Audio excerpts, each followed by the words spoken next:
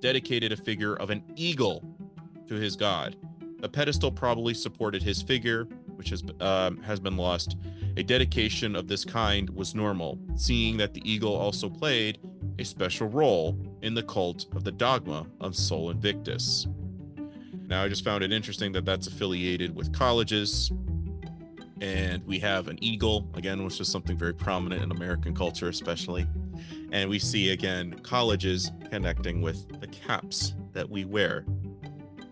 University graduate wears the black robe, the god Saturn, and the mortar board of the Freemasonry. Both very...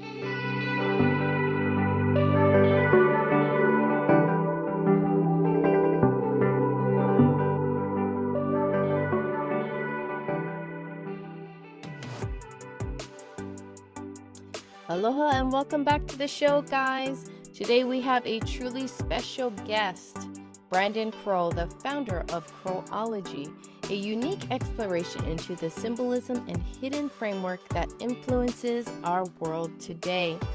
From the significant number of 33 in occult symbolism to the impact of Saturn worship on modern institutions, Brandon brings a deep, intriguing perspective on how these elements weave through various aspects of our society today.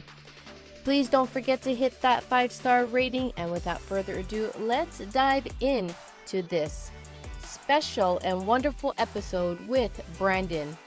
And I highly recommend that you watch this show either through Spotify, YouTube, because we will be showing you visuals of symbolism throughout the show. So without further ado, now let's welcome Brandon to the show. It's been really intriguing going deep into your work that you've been doing. I listened to you on Cult of Conspiracy. Those guys are so hilarious. Yeah. So I heard you on that, and it ended up becoming more of a discussion. But again, as I said, if anybody ever has a discussion, we can stop where we are. Who cares how long it goes, you know? Because I'd rather fix the host and any audience members listening. I'd rather fix where there might be an error, or give clarity where they could dig a little bit further, and then they would see some stuff. Yeah, that's awesome. Well, it's been so cool listening to you and your conversations that you've been having with this deep dive into the alternative histories and hidden symbols that shape our world. So what initially sparked your interest in these less explored narratives? Honestly, because I've always been a big history buff, and I've always also been kind of big into conspiracies just in general. And then it was basically, I was at a school in Florida, and I was kind of sitting there, and I'm like, I feel like I know more than the teacher. And that's kind of sad, because they're teaching, but I'm like, give me some more. Like, what's some alternative stuff? What's trivia I didn't know before? Eventually, I left that school due to a poor GPA, if you can believe that.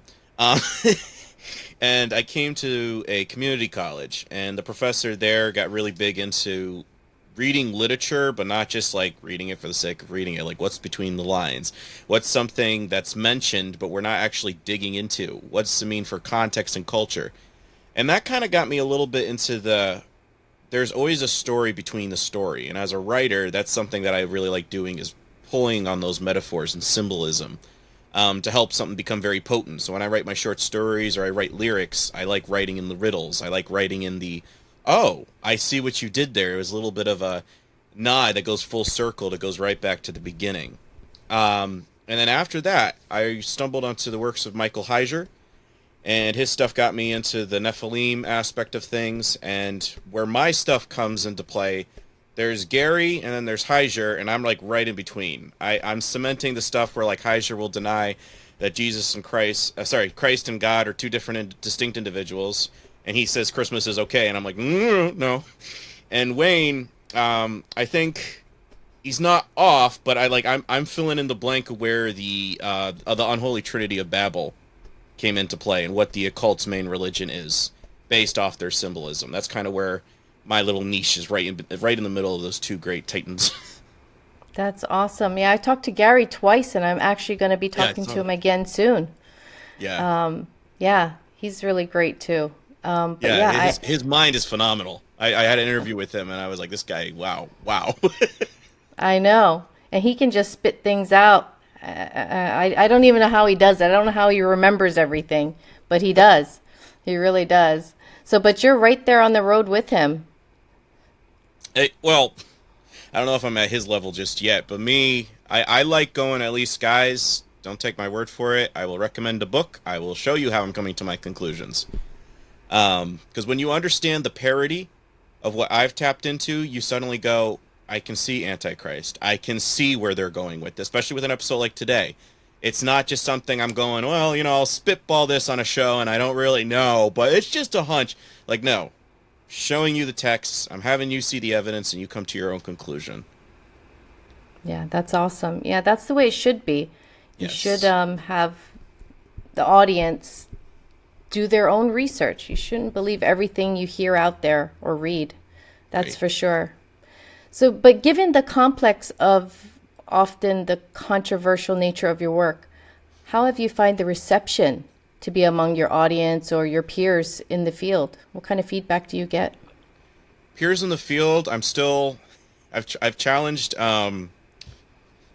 Billy Carson several times, but he keeps ignoring me, probably because, oh, you're an unknown. But it's like, no, dude, like I could kind of debunk him in a moment because I know what he's prepping folks for is to get into the mindset of accepting a Project Bluebeam like scenario of Anunnaki. Oh, they're the good thing, and I'm over here like, no, Fallen Watchers, uh, no, red flag, red flag, and so for peers, still kind of gaining my traction, as it were. As for reception, most of the time it's similar to stuff that like Gary would go through is people are viewing texts through denominational lens.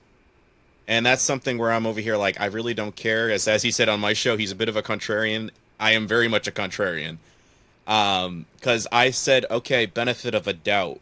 Why don't you want me to read this? Or let's at least understand where they're coming from. Because if you understand the main hub of where they're coming from, you start to unravel and you see how it all reflects and mirrors in our society of like this thing, this program, and you start going, oh, that's why we're supposed to be as wise as serpents, because our adversary, the devil, walketh about like a roaring lion. I see that constantly. So when people get on me, I'm over here like, well, listen, like Marmari, I exposed him and people got all upset. And I said, dude, you're defending the man rather than advocating more so for Christ. That's all I need to know, because there's religion, which is defending the leaders of men, and then there's advocating your mission and purpose, which is advocating for Christ. And if I see something that mirrors or reflects something of the occult, it's for me to call it out and condemn it. I'm just trying to help you see that. If you're going to accuse me, well, then that comes back on you because I was throwing out a warning and you chose to ignore it. So that's pretty much where I'm at with that, and it's okay. I don't take any hurt. Most of the time, it's a block or remove. It's that easy. So, Yeah. Have you heard of Bishop Larry Gators? Bishop Larry no. Gator. Very So Gator? he's a bishop, but he talks a lot about symbolism and things like that. If I remember, I'll try to send you a link. He's hilarious, but he hasn't Nice. talked a lot about this. I can't find him anymore talking about this, but he talked a lot about the Black Secret Society and the Hmm. elites called the Boule. He talked about that, and they kind of started back in, I don't know if it was late 1800s, but he talked about that. He talked about Kobe Bryant and all the symbolism, and it was really awesome. If I remember, I'll send you the link. It's a good listen. Nice. Yeah. But I can't Because what? wait to get to talk to the information that you have for us today, the BlackRock. So that's a financial institute. Is that correct? Yes. But That's about what? all I know. Yes. That's what a lot of people just are like, oh, just bad company. So, what I like doing, as opposed to just saying, oh, Catholic doctrine, blah, blah, blah. No, let's go to some roots. Let's get some etymology. Let's get some visuals. With this, or even with 9/11, everybody's like, "Oh, Bush was part of it," and I'm like, "No, occult wise, what does it mean?" Let's dig into that. We have a little bit of that in here today, because when you start understanding what these events mean to the occult, and it's not just, "Oh, everybody's the elitist, everybody's this," it's just like you're like, "Oh, I see what you're doing," and you're gradually getting us to be initiated into your mindset, into accepting all of this in our daily society. Yeah, interesting. I Yeah. was just talking to a guy, Mark, last night. In fact, he was talking about all the symbolism and things in music industry, Yes. and same idea. And not only music, but movies and politics. All that comes into play. Just like you said, it's all occult related. Mark Phillips? No, Mark, Oh, okay. Delvin. Yeah. Name actually does somewhat ring a bell. Does he have an Instagram? Yes. I might have seen it then. He used to be a DJ back in Oh, the 80s and 90s. So he knows, he's been actually in the music industry. So he's talking from being from within. yes. So he knows about all that. So yeah, so we talked about P. Diddy and all that stuff last night. Nice. So and all that, yeah. It's pretty cool. That was that's what I tell people is like when I tell them I'm related to Albert Pike and Franklin, they will go, I'm like, dope. If anything, I think that's kind of the gift is that God's like in every generation because he cousins whatever. There's always the good and then there's the bad, and I'm gonna pull this person because he already maybe it's genetic. I don't know. I have a gift of writing, which they have a gift of writing, so maybe that's what he uses. He's like, here you go. This one's going to unravel it all now. So, and Albert Pike, he was Freemason, was it? I Very know he wrote prominent that book. literary Freemason, Laws Yeah. and Dogma. Yeah. Yep. I'm like, okay, you're gonna pull hundreds of people away.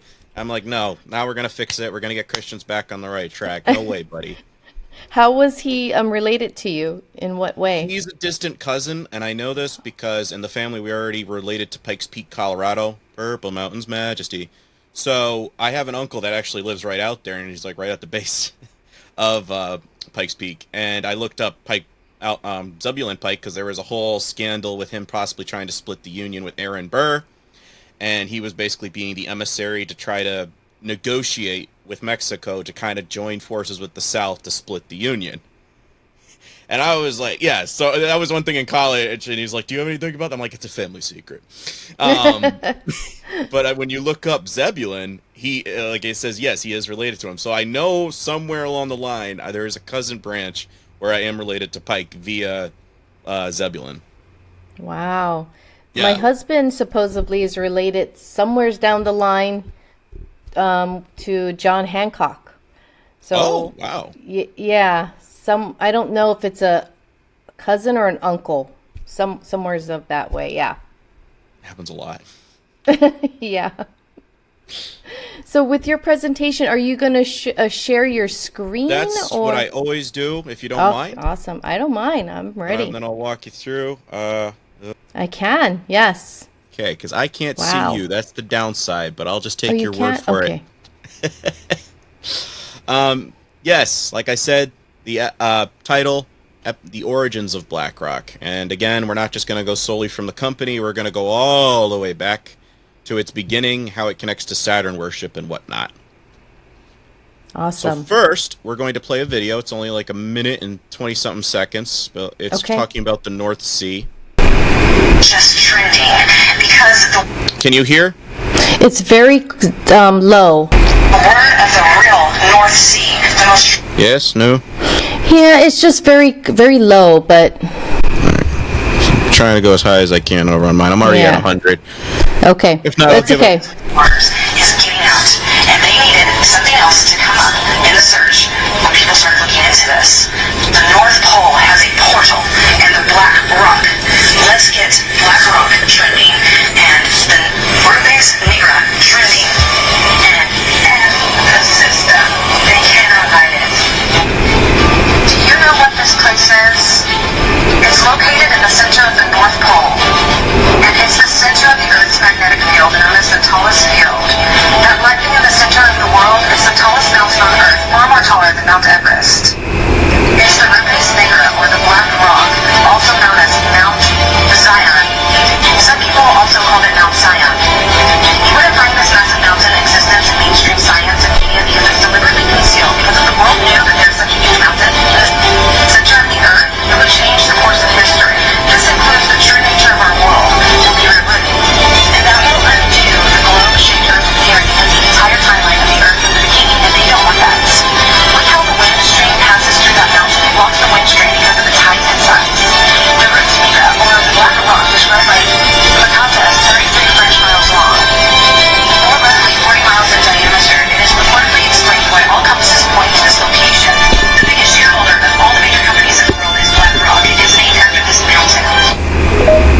So you were able to hear roughly, or do I have to just give her a little review?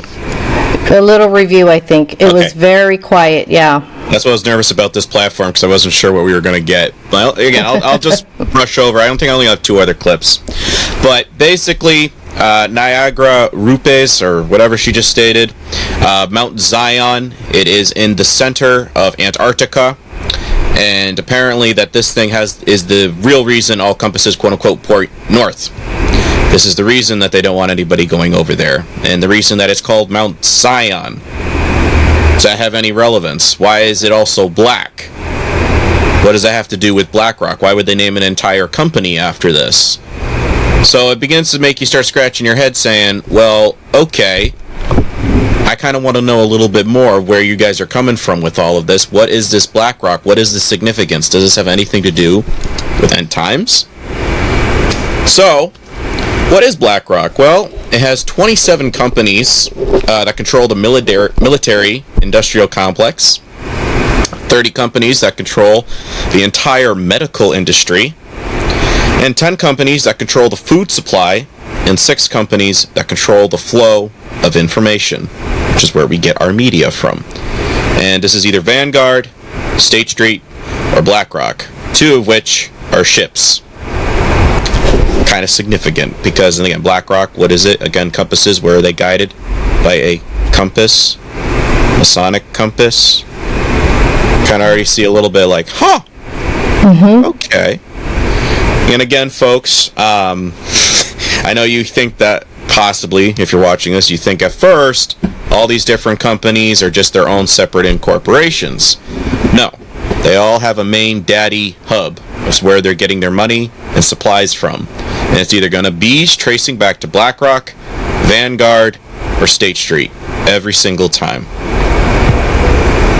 By the way, I can't see your face, so if you do have anything you want to say, just say, I have a quick question, and I can pause immediately, because I don't have any visual response of what I'm going off of here.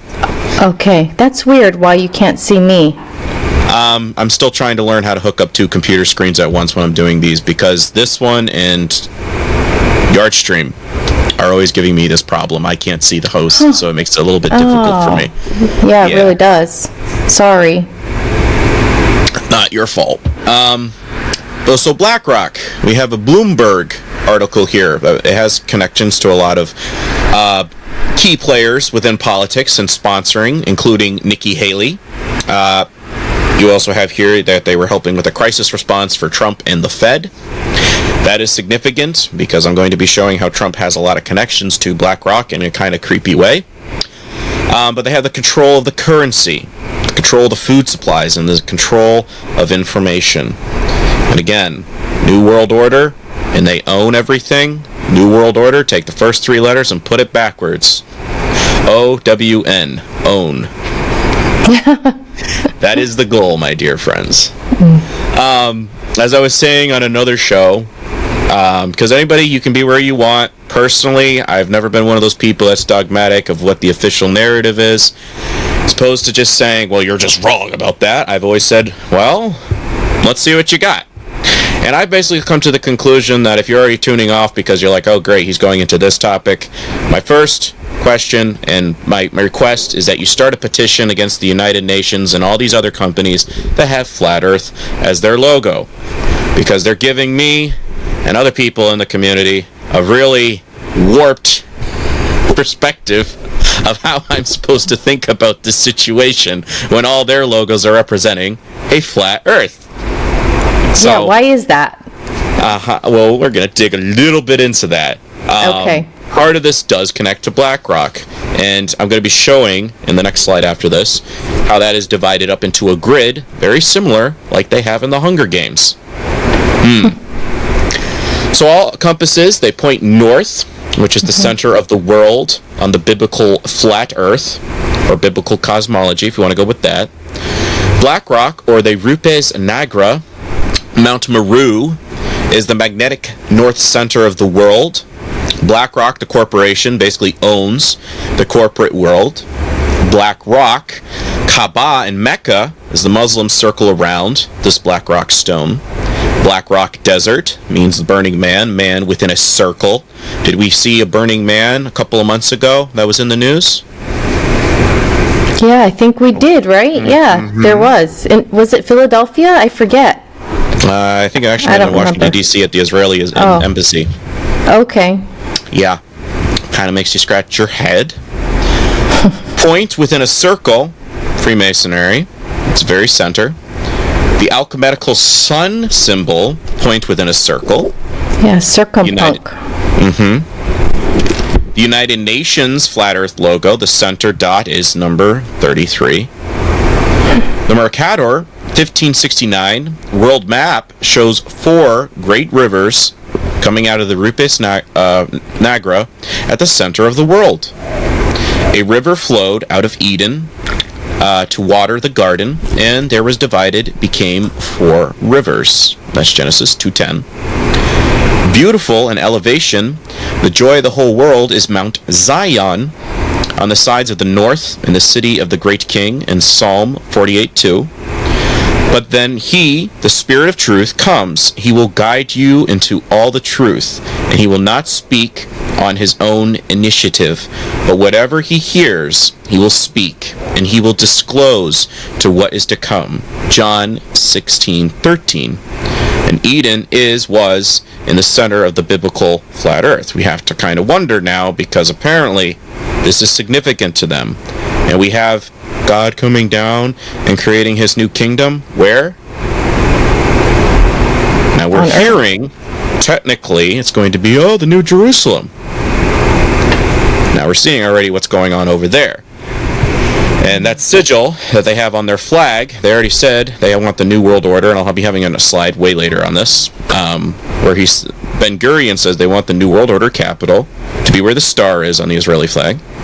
And then the river on the north is the Euphrates, and the other blue stripe on the Israeli flag is the Nile. But they want it to be where the star is. Now, it's either going to be there, or is it possibly going to be in the Zion region? Or is this where the Antichrist basically is going to set up his kingdom? Now, see here on the A.E. Gleason map, it's divided up into exactly 33. That's their favorite number. And remember, in Hunger Games, they have district this, district that. 1, 2, 3, 4. 1, 2, 3, 4, 8. Everybody, remember, the earth gets divided up into 10 kings during the last days. And this goes into what Gary Wayne was saying with the 10 Atlantean kings coming back. All interconnects with this. How they divide it up with the number grid, I'm not exactly sure, but I'm sure there's going to be some sort of elements of what they're predominantly, like if it has more ocean in it, maybe it'll be water demons, whereas it has more earth, maybe it'll be this. But who would get the number 33? Well, that would be their savior figure that translated the Emerald Tablets. That would be the son of perdition, Antichrist, most likely. In Paramount Pictures, we have Mount Hermon. Significance of Mount Hermon with Mount Zion. Are you familiar? No, I didn't know that was Mount Hermon. I don't know if this is an exact photo, but I do know this is what it's represented based on. I didn't know that. Yeah. A lot of folks don't. No. But Mount Hermon, significance of that, it's also located on the 33-degree parallel. So I'm over here when people are, because what I see a lot of pages doing is they'll basically go, oh, look, creepy occult gesture, and they don't go into context of what it means. And if we're in a battle of truth, and what is required in truth? Full truth, pristine truth. And what I'm trying to do with my content, presentations, what I do on my page, is give exact answers. Because I don't want people going, well, that's just a creepy gesture. But it's like, no. What does it mean? Because if we understand meaning, we certainly well, if that's what that means to them, why am I doing that? It's a good question. Right. Well, I don't want to be part of them. Exactly. And this is why Christians are called to be saints, which means set apart. So anyways, the logo for Paramount Pictures starts off with 22 falling stars coming down to a mountain. The stars represent the watcher angels falling from heaven. And the mountain represents Mount Hermon, the mountain they landed on. Why 22 stars? 22 of the angels are named in the Book of Enoch as the conspirators of the pact they made on Mount Hermon to corrupt humanity and create the abominations. Now, This is what I was explaining to somebody, because you know when the Skull and Bones was founded? Mm-hmm. Do you know the numbers? No. 1922? 322, correct. 322. So what you'll often see is, Antichrist number is 666. Followers of the beast is 616. Now, I'll eventually be showing this, but on the tarot card of the magician that's posed like this, you will always find that he has an I, the letter I, over his head, which also represent 1. I, 1. 1 and I. So equals the same thing. So 616. 1 would equal the I, so 616. That's ascending. Now we go back to the Skull and Bones. 322. 3 times 22, the X equals times, or Osiris rising, which is Nimrod, equals 66. And what do they show? The skull. Right? Wow. But again, when you understand this, you're just going, oh. So this is what you guys are thinking. You're sending your like ascended master and all that. This is what they're already programmed within their occult. But Saturn symbolism, and remember, a lot of the root of these organizations connect to BlackRock. What is BlackRock? Connects to Saturn worship. Note the logos. Wow. It is everywhere. AAA, Toyota, Saturn, DirecTV, and Boeing. Wi-Fi. And including Boeing, which is having all those scandals going on right now. Burger King, yeah. So again, even Universal. We're going to be covering that a little bit later, but I just dug into it recently, and I was like, oh my gosh, because I reread one of my slides. I don't create, I just compile, because I see it, and then I'm like, okay, I got to put it all in one place so people can understand and unpack it for themselves. So when you're scrolling around, you'd be like, oh, I know what this means now, you know? But Marvin the Martian, the classic little cartoon. I remember him. A lot of people do. He's wearing the Roman, I'm probably going to butcher the pronunciation, the Gallia soldier helmet, linking aliens to Romans, or Saturnalia in Saturn, aka Nimrod. Right? And it's that little crest on their heads. Yeah. Uh-huh. And again, usually that was worn by leaders, not the regular foot soldiers. Interesting. Uh-huh. So the Benben stone of ancient Egypt carried the life-giving seed of Atum. That's A-T-U-M, not A-D-A-M. The creator of the universe. The capstone is the seed of Nimrod and double-winged sun god, hence it flies. Now, I kind of personally veer on some of this stuff when everybody always affiliates it solely with Nimrod, because we have to understand, in the occult, they very much believe in that when Nimrod died, two things happened. One, he ascended to become the god of the underworld, which is an equivalence of Osiris, Cernunnos, which is where we get modern-day CERN from, and is also where we get Dispatar, the Latin sky god of the underworld. Dispatar would be the equivalent of Saint Peter. Dis means to be set apart. Saint means to be set apart. Patar means father. So when you're saying St. Peter, you mean like set apart father. And you meet St. Peter where? The pearly gates, Latin sky god of the underworld. You kind of see how they just were like, we'll just tweak it. We'll just tweak it. Right? Yeah. Mm-hmm. So, but you also begin to see, and thank you Katy Perry for getting this tattoo. Because even though I understand they're in the cabal, sometimes their tattoos help give me what do you call it? Home run clues, if you will. Because you can see how the eye, I've compiled and put these all together. You can see how the eye looks so similar to the ring of Saturn. Again, ascending. Yep, you're right. The Saturn Awards the Starship Enterprise. Note the similarities of how they look all very similarly shaped. Right? Yeah. And then I had a friend of mine, drawn to him. You can follow him on Instagram, but he drew that for me because I said, if I was supposed to create basically a logo for the New World Order, that would probably be it.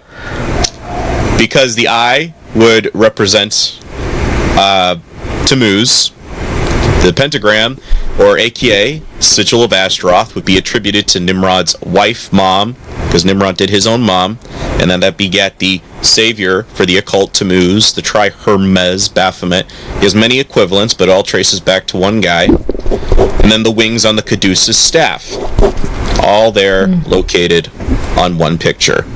I'm wearing that as like a logo. Again, all of that basically represents the unholy trinity of Babel, but like again, if I was able to show that all in one thing, that's what that all represents. And I like how that star is pointing down. Yes. Right? Yes. That's another symbol instead of up, the point. And again, showing a little bit of the Baphomet aspect of things with the Oh, face, yeah, that too. Yep. the wings, the pointing outside. Yeah. And again, black cube worship does connect to 666. When you fold up a cross, you have basically the top, so fold that in. You have the two sides, fold those in. Then you fold up the other side. Then you need to close the box. You get 6 points. Oh, wow. Oh, really? Yes, and don't take my word for it. You can look up what is the symbol of Tammuz, and it will show you the cross. I never heard of Temu. What is Temu? Look up Ezekiel chapter 8, and you will find the prophet Ezekiel. He's having a vision of the priests doing an abominational ceremony within the temple, and the women weeping for Tammuz. That is the line that you get within the Bible. And he had many variants, such as Baal, such as Moloch. Yeah. And a lot of us are just reading our Bible going, oh, these silly people. But when you understand what they believed, you suddenly go, wait a minute, I'm still doing this?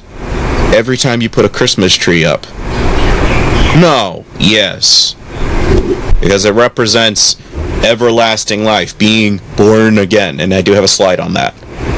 That is the Hermetic tree of life, Tri-Hermes, coming back, reborn, rebirthed. They have a similar parity. But what we have is the resurrection. They have regeneration, reincarnation. They're trying to do it through transhumanism. Christ is saying, no, just give up your flesh, and I will give you this. I will give you the... So if I could break that down.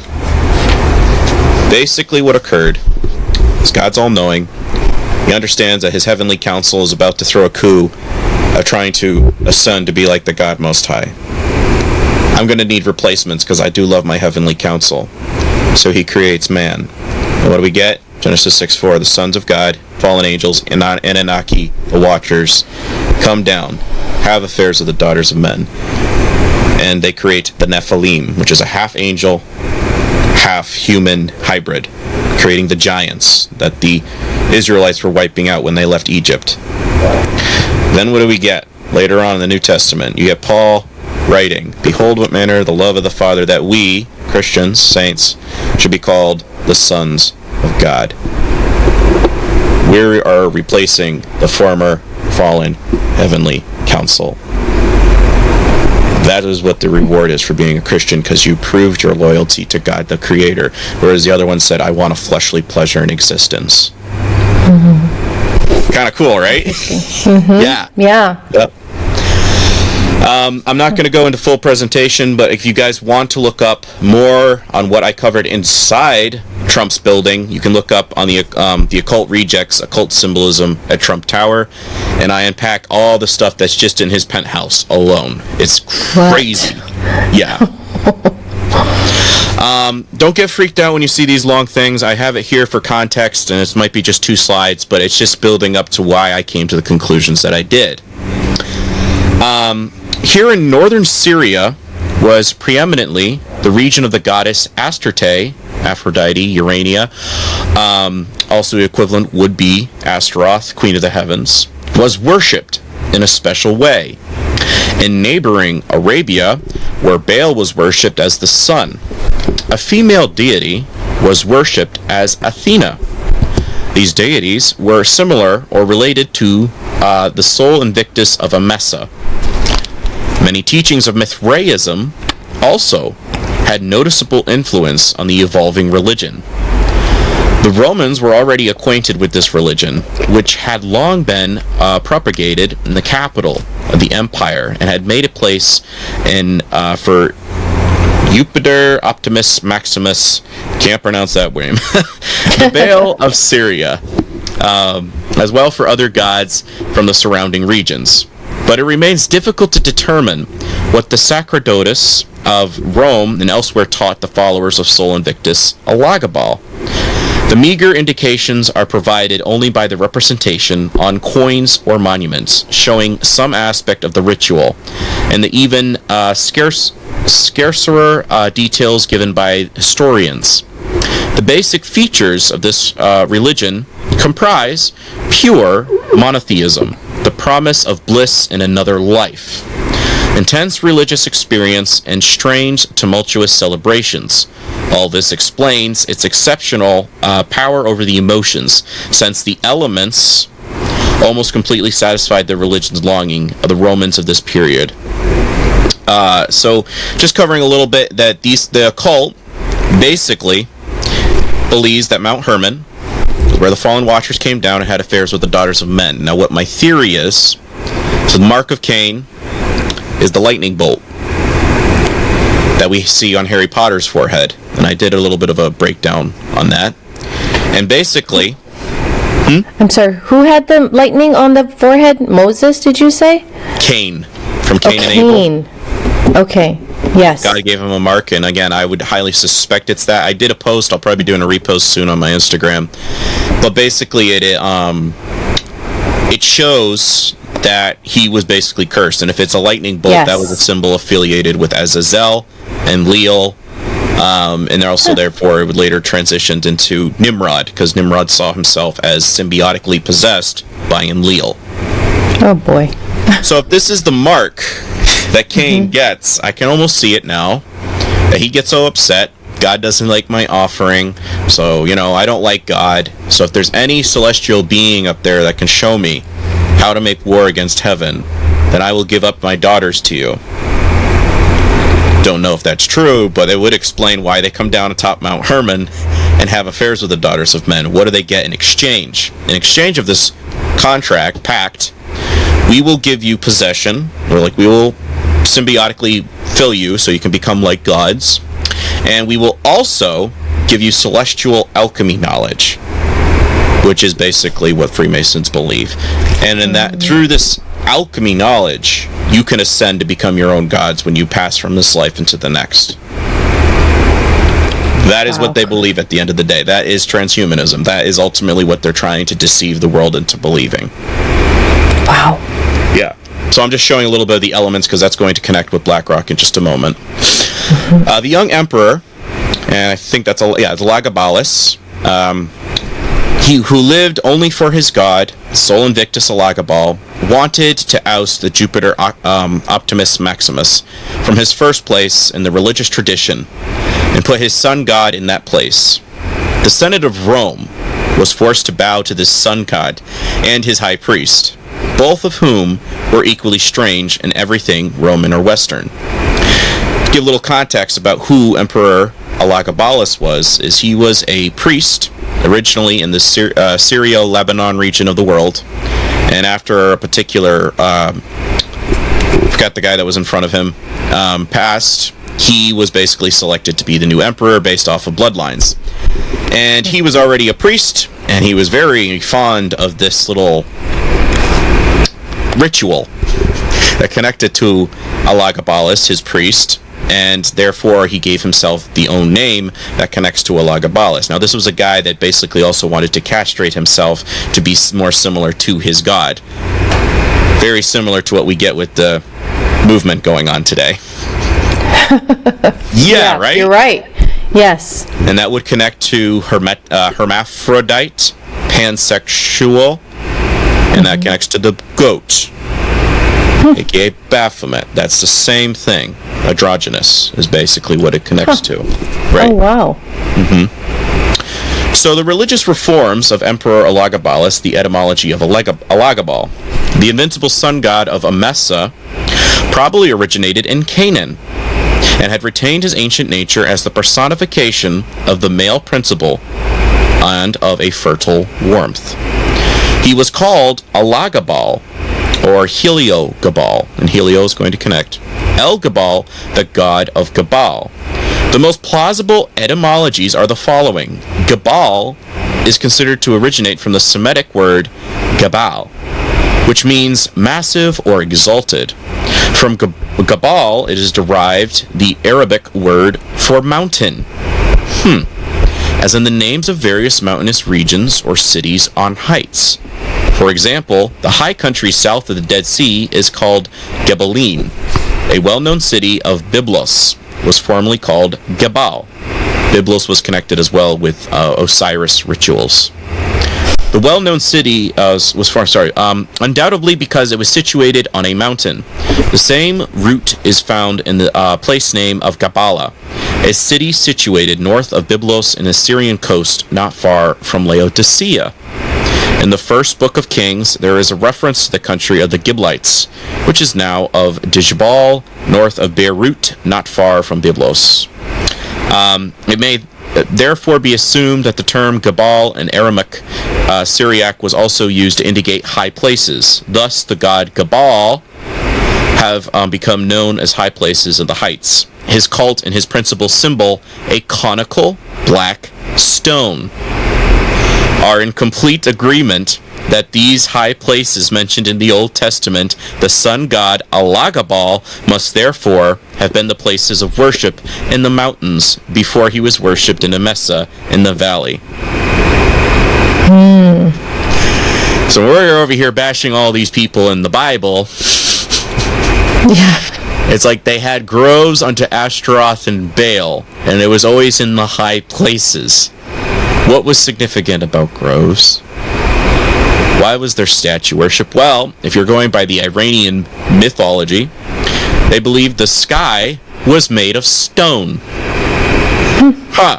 So what do they make? Stone and wooden idols. Why wood? Wood was affiliated with oxygen, air, a celestial channel to go back to where gods came from. A portal. That's what Babel translates to. Portal of the gods. Right? Yeah. So now you're making unto yourselves wooden or stone idols because it represents the fallen angels. Now here's the thing. In ancient Hebrew lore, angels were known as star walkers. This is where Luke Skywalker from Star Wars, yes, that's where he gets his name. That's from crazy. The influence there, yes. Mm-hmm. So when you start understanding that, you're like, when you wish upon a star... Oh, wait a minute. Wait a minute. A falling star at that. Right. BlackRock, which is the meteorite that they're worshipping. So we're just laying a little bit of a ground basis, but that's probably going to show you like, oh, wait a minute. Yeah, where dreams come true, my butt. A different etymology put forth by F. Lenormant in his article, Sol Elagabalus. Sol is a word for sun, in which he identifies the god Gabal of Emesa with the Chaldean god of fire, whose name is written Bilgi, and is pronounced Jibal. According to Lenormant's hypothesis, the god Gibel also already been worshipped in the pre-Semitic peoples, including the Sumerians, the Akkadians, and later adopted by the Chaldo-Babylonian religion. From there, he became known to other Semites. Lenormant cites inscriptions in which Jabal means the god of the black stone, the god of cosmic fire, of the flame of sacrifice, or the domestic hearth, in which therefore would not be surprising if this was the fire god, once transported to Syria, was identified with the sun. Both these etymologies have a certain acceptable basis, but the hypothesis put forth by Fuller and Thiel, also included Lenormant's article, are worthy of consideration. According to El Gabal, To them, Agabal means simply the god former or creator. Interesting, because the black stone, the Ben rock. According to them, El Gabal means simply the derived from the Syrian root word Gabal, which means to the end, complete, and by extension, form, create. No other etymology in such good agreement with the idea held the 3rd century Syrians of Emesa concerning their god, Sololagabal, the emperor. But the question remains whether ties and hypothesis really explain the form of the name El-Gabal or El-Jabal. Would be better as El-Gabal. So anyways, we've laid basically a ground basis that Baal would be connecting to this black stone. And also, fun fact, sun priests used to be known as pontifices. What's that? Son of God worship, sun God worship. It's not that bad. Right. But you see where they have the Mitra hat, which connects to Mithraism. Anybody watching, highly recommend investing and finding out more about Mithraism, because you will understand Freemasonry and you will understand the Catholic Church a lot better at the end. Mithraism? I've never heard of that word. Mithraism. And that's also where you get the word mythos or myth from. But fun fact, what did we read here? The god of fire. Break down the word pyramid, pi, fire, Ra of the sun, Re, Ra, Re, and mid, in your midst. Fire of the sun god in your midst. Oh my gosh, yeah. Right? And there's 3 pyramids. Yeah. Like, I know they give us an official story, but sometimes I have to wonder when they're showing movies like Godzilla versus Kong, and there's an X in the title as opposed to an and they're showing us a beast coming up from the earth at the base of a pyramid, and then they show us a sea beast in the trailer. Weird. Pyramids aligned exactly with the stars. Don't know, but when you find out that their savior guy is possibly buried in one of the pyramids, kind of makes you scratch your head and go, wait a minute. Interesting. What do we have here? As a result, this syncretism was not the same for the masses as it was for the educated classes and philosophers. The many Baals of the East were finally assimilated into a single soul. Spontaneously, the elements, having most in common, were selected from various cults. Roman paganism gradually merged into monotheism, conceived under the general and concrete, the religious and philosophical form of monotheism of the sun. The crisis undergone by the Roman emperor, in the material sense, was no less violent. Aurelian, who came right after Elagabalus, had followed more than 50 emperors who legally bore the title Imperator. This rapid succession had rudely shaken the prestige of the imperial authority. By his talented leadership, Aurelian had restored order. The last point on his program was the attainment of the moral unity, and this he accomplished by making the cult of Dios Sol Invictus the official cult of the empire. So remember when we're reading that the Roman Empire eventually became a religion? Basically, Sol, the sun god aspect of things, became the state religion officially. Mithraism became the occult religion unofficially. Mithraism worshipped in caves. Why? Because this cosmos was made of stone, so they worshipped in caves. And it was star worship, like the Magi. Yeah. Fun fact, remember we just read here Dios Sol Invictus? Remember when the Crusades were going on? Dios Volt? A Dios Volt. Now, curious, wait a minute. Let's break down the etymology of a soldier. S-O-L, sun god, D-I-E-R, destined to die. You're destined to die for a sun god. Oh my gosh, that's awful. But again, this is what I'm telling people. There's a difference between warrior and being a soldier. Warrior is defending your loved ones in your home. A soldier is fighting for your government or a deity. Yeah, sun god. Wow. Here we go. Many show part of the magnificent annual procession, the chariot carrying the conical stone drawn by 4 horses. Interesting. So closely was the emperor connected with Sol Invictus that he not only assumed his name, but also usually presented him as his companion, comes, the protector, conservator. In the same way as his protector, the sun god was invincible, Invictus. Elagabalus used the epithet Invictus for himself, and thus implied that he was unconquerable. On this point, he entertained and with great expectations, he imagined that he had appealed to the imagination of his subjects. The unconquerable sun god Sol Invictus Elagabal, Conservator Augusti, had made his own protege Invictus. After Elagabalus, this term remained part of the imperial title. And it was through him that we had the founding of temples that were starting to teach the sun god worship. Basically, he wasn't invincible. After about 4 years of this, his Praetorian Guard, which is basically the equivalent of the Secret Service in his day, were like, we don't like you bringing this Eastern stuff to us and imposing it on us. You're out of here, dude. So they assassinated him. Yeah. You can look him up, folks. The special community with letters, they love him. You can find a bunch of articles how he was their first guy. If I'm not mistaken, I think he might have tortured somebody so he could have his way with them. What do the four horses represent? I wasn't able to find the exact page I was reading, but what it did say was that it represented the four elements, which each one of the horses. So you had fire, water, air, earth. Mm-hmm. Conjoined all together, you get the Star of David. What? Really? Yeah, I'll be showing you as we keep going, right? Star of David, but it's actually the Star of Remphan, which was condemned in Amos 5:26 and in Acts 7:43. It's part of the reason why they stoned him. This is the stuff Christ was condemning, because they merged all of this into the Judaic faith, and Christ was like, this is not what my Father set up for you guys. This was idolatry. This was saying, we're just going to interfuse it. What's your big deal?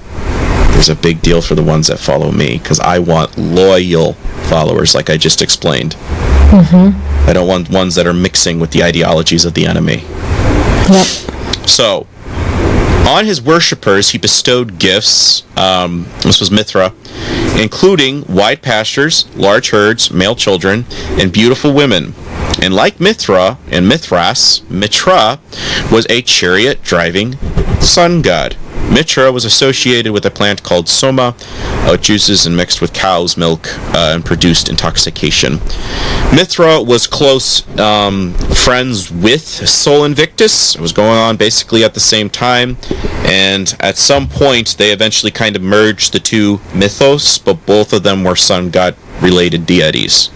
But I'm just explaining that we see the similarity of chariot. Okay, what do the four horses represent? The elements. Now, isn't that interesting that I'm already laying a bit of a ground basis that the four elements, four horses, and we have what in the last days? The four horses of Revelation. And who has power over them? Their Antichrist figure. Wow. Yeah. Right. So are they coming from the earth, water, air, and fire? He has power and control over them. Remember? It's all an elemental religion of alchemy. It's having control of how to use all of that. Well, I have sky. I have planes. Well, I have water. I have a navy. I have earth. I have foot soldiers and tanks. Fire. I know how to make destruction. Wow. Right? And their Messiah figure, this is who they wanted. Not Christ. They wanted the Trihermas, the Mithra, their Baphomet. Nimrod's son. We want him regenerated in his final form. That's who they wanted. Not Christ. In their eyes, you're an imposter. A son of God? No, our God is Nimrod. Our God is Tammuz, his son, which was Nimrod reborn. That's why they were so upset with him. And I did a breakdown, King of the Ewes, where you can see the symbolism of all that. So sacred stones shown on coins. A sacred stone, or a batelis, is depicted on some ancient coins. Here are some examples. A coin minted in a mesa. and this is roughly around that time period, 253 to 54, shows a Belitis depicting within its symbol or shrine dedicated to the Syrian sun god Elagabalus. So it's already affiliated with coinage. Who else is affiliated with the creation of coinage? Hermes, Nimrod's son. Interesting. This stone originated in Emesa, Syria, was later taken to Rome when it was enshrined. A coin minted in the Seleucia of Piera, Asia Minor, 98 through 117, shows a sacred stone believed to represent Zeus Cassius. And again, like I said, lightning bolts would connect to Nimrod, but the inspiration comes from the Titans, as Gary would more sift out better for folks. And a coin from Byblos shows Emperor Marcinus on one side, and on the other side, a stone-like object inside the temple of Belet Gebal. So you're seeing constantly, oh, I'm a sun god emperor, I'm a sun god emperor, son of God, sun god. And this is what Constantine did, as he saw himself as Christ's representation while he was on earth. Mm-hmm. Yeah, that's what Mithraism teaches, is that, oh, we can all become our own ascended sun god. Wow. So this is where we're getting the movement of Christ consciousness? Different lies and terminologies, but all leads to the same core origin lie. Mm-hmm. You're right. So, meteorites, Pliny the Elder briefly relates 4 accounts of stones that fell from the sun or sky, including the well-known fall of Ego Ospatami? Forgive me for mispronunciations, I just compile, I don't know. Aristotle also mentioned this fall. Pliny states that there is no doubt that stones have frequently fallen from the atmosphere. In the Roman history, Herodian tells us of a large and lavish temple in Phoenicia that did not contain a statue of a god, but of a huge black stone with a pointed end and round base in the shape of a cone. The Phoenicians solemnly maintain that this stone came down from Zeus. So Zeus, Baal, Blackstone, Blackstone, Blackstone, or aka BlackRock. Aphrodite of Paphos on the island of Cyprus. This is right between Egypt and like a little bit northwest of Israel. Was a center of worship for several hundreds of years. A black stone, which apparently still survives, represents the goddess. However, this stone is volcanic basalt and not a meteorite. Tacitus describes the goddess. The representation of the goddess is not in human form, but it is a circular mass that is broader at the base and rises like a turning post to the small circumstance at the top. Do you notice anything here with the description? That it sounds very similar to the monoliths that we have all over the place in the Vatican, in Washington, D.C., with the Washington Monument. Okay, yeah. You see those little, like, the pillars, and it has a little point at the end? Yes. Yes, that's what I'm referring to. But again, this inspiration has got to come from somewhere. Mm-hmm. Livy also mentions Cybele, and Cybele is an equivalent of Nimrod's wife. She's also inspiration for where we get Mother's Day from. The black stone, which was taken to Rome from Pergamon in 204 BCE, and may still have been in Rome in the 1st century CE. They came to Pergamos to the king, who received the ambassadors graciously and conducted them to Pessinus and Phrygia, and putting into their hands a sacred stone, which the inhabitants said was the mother of the gods, bid them convey it to Rome. And then we have over here, the historian Herodian recounts some of the stone's history. They say that the statue of the goddess fell from the sky. The exact material of the statue is not known, nor the identity of the artist who made it.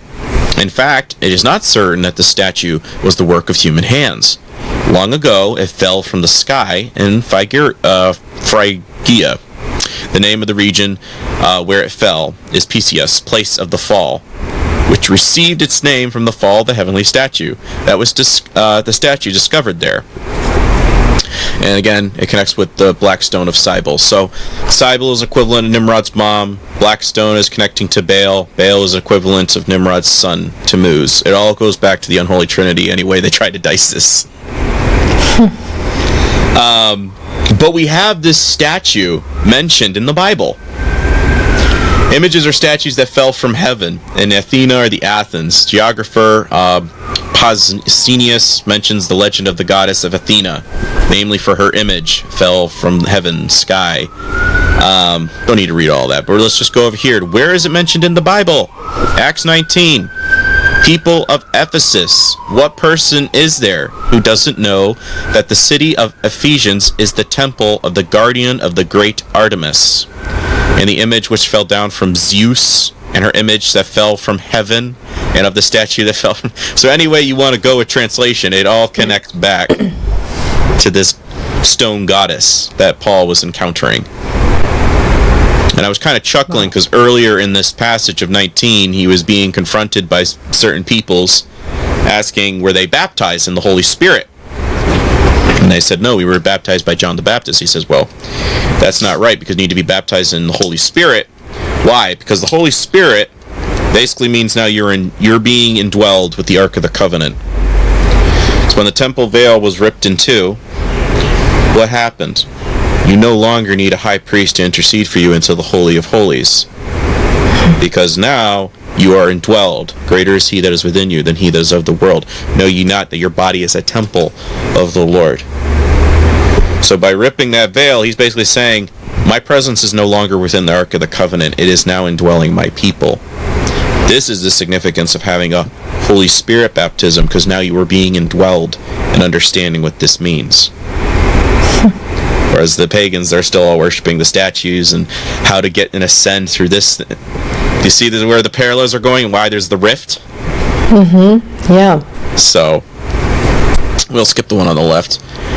Astarte, also Ishtar, where we get Easter from, is the queen of the heaven, whom the Canaanites burned offerings to and poured libations in Jeremiah 44. Astarte was the goddess of war and sexual love. Shared so many qualities with her sister Anath that they may have originally been seen as a single deity. And don't take my word for it, folks. You can look up Sigil of Astaroth. You will find the pentagram. So that confirms that Nimrod's mom or wife is the original witch in the Bible. And they even accredit her that, I think it was witchcoven.com.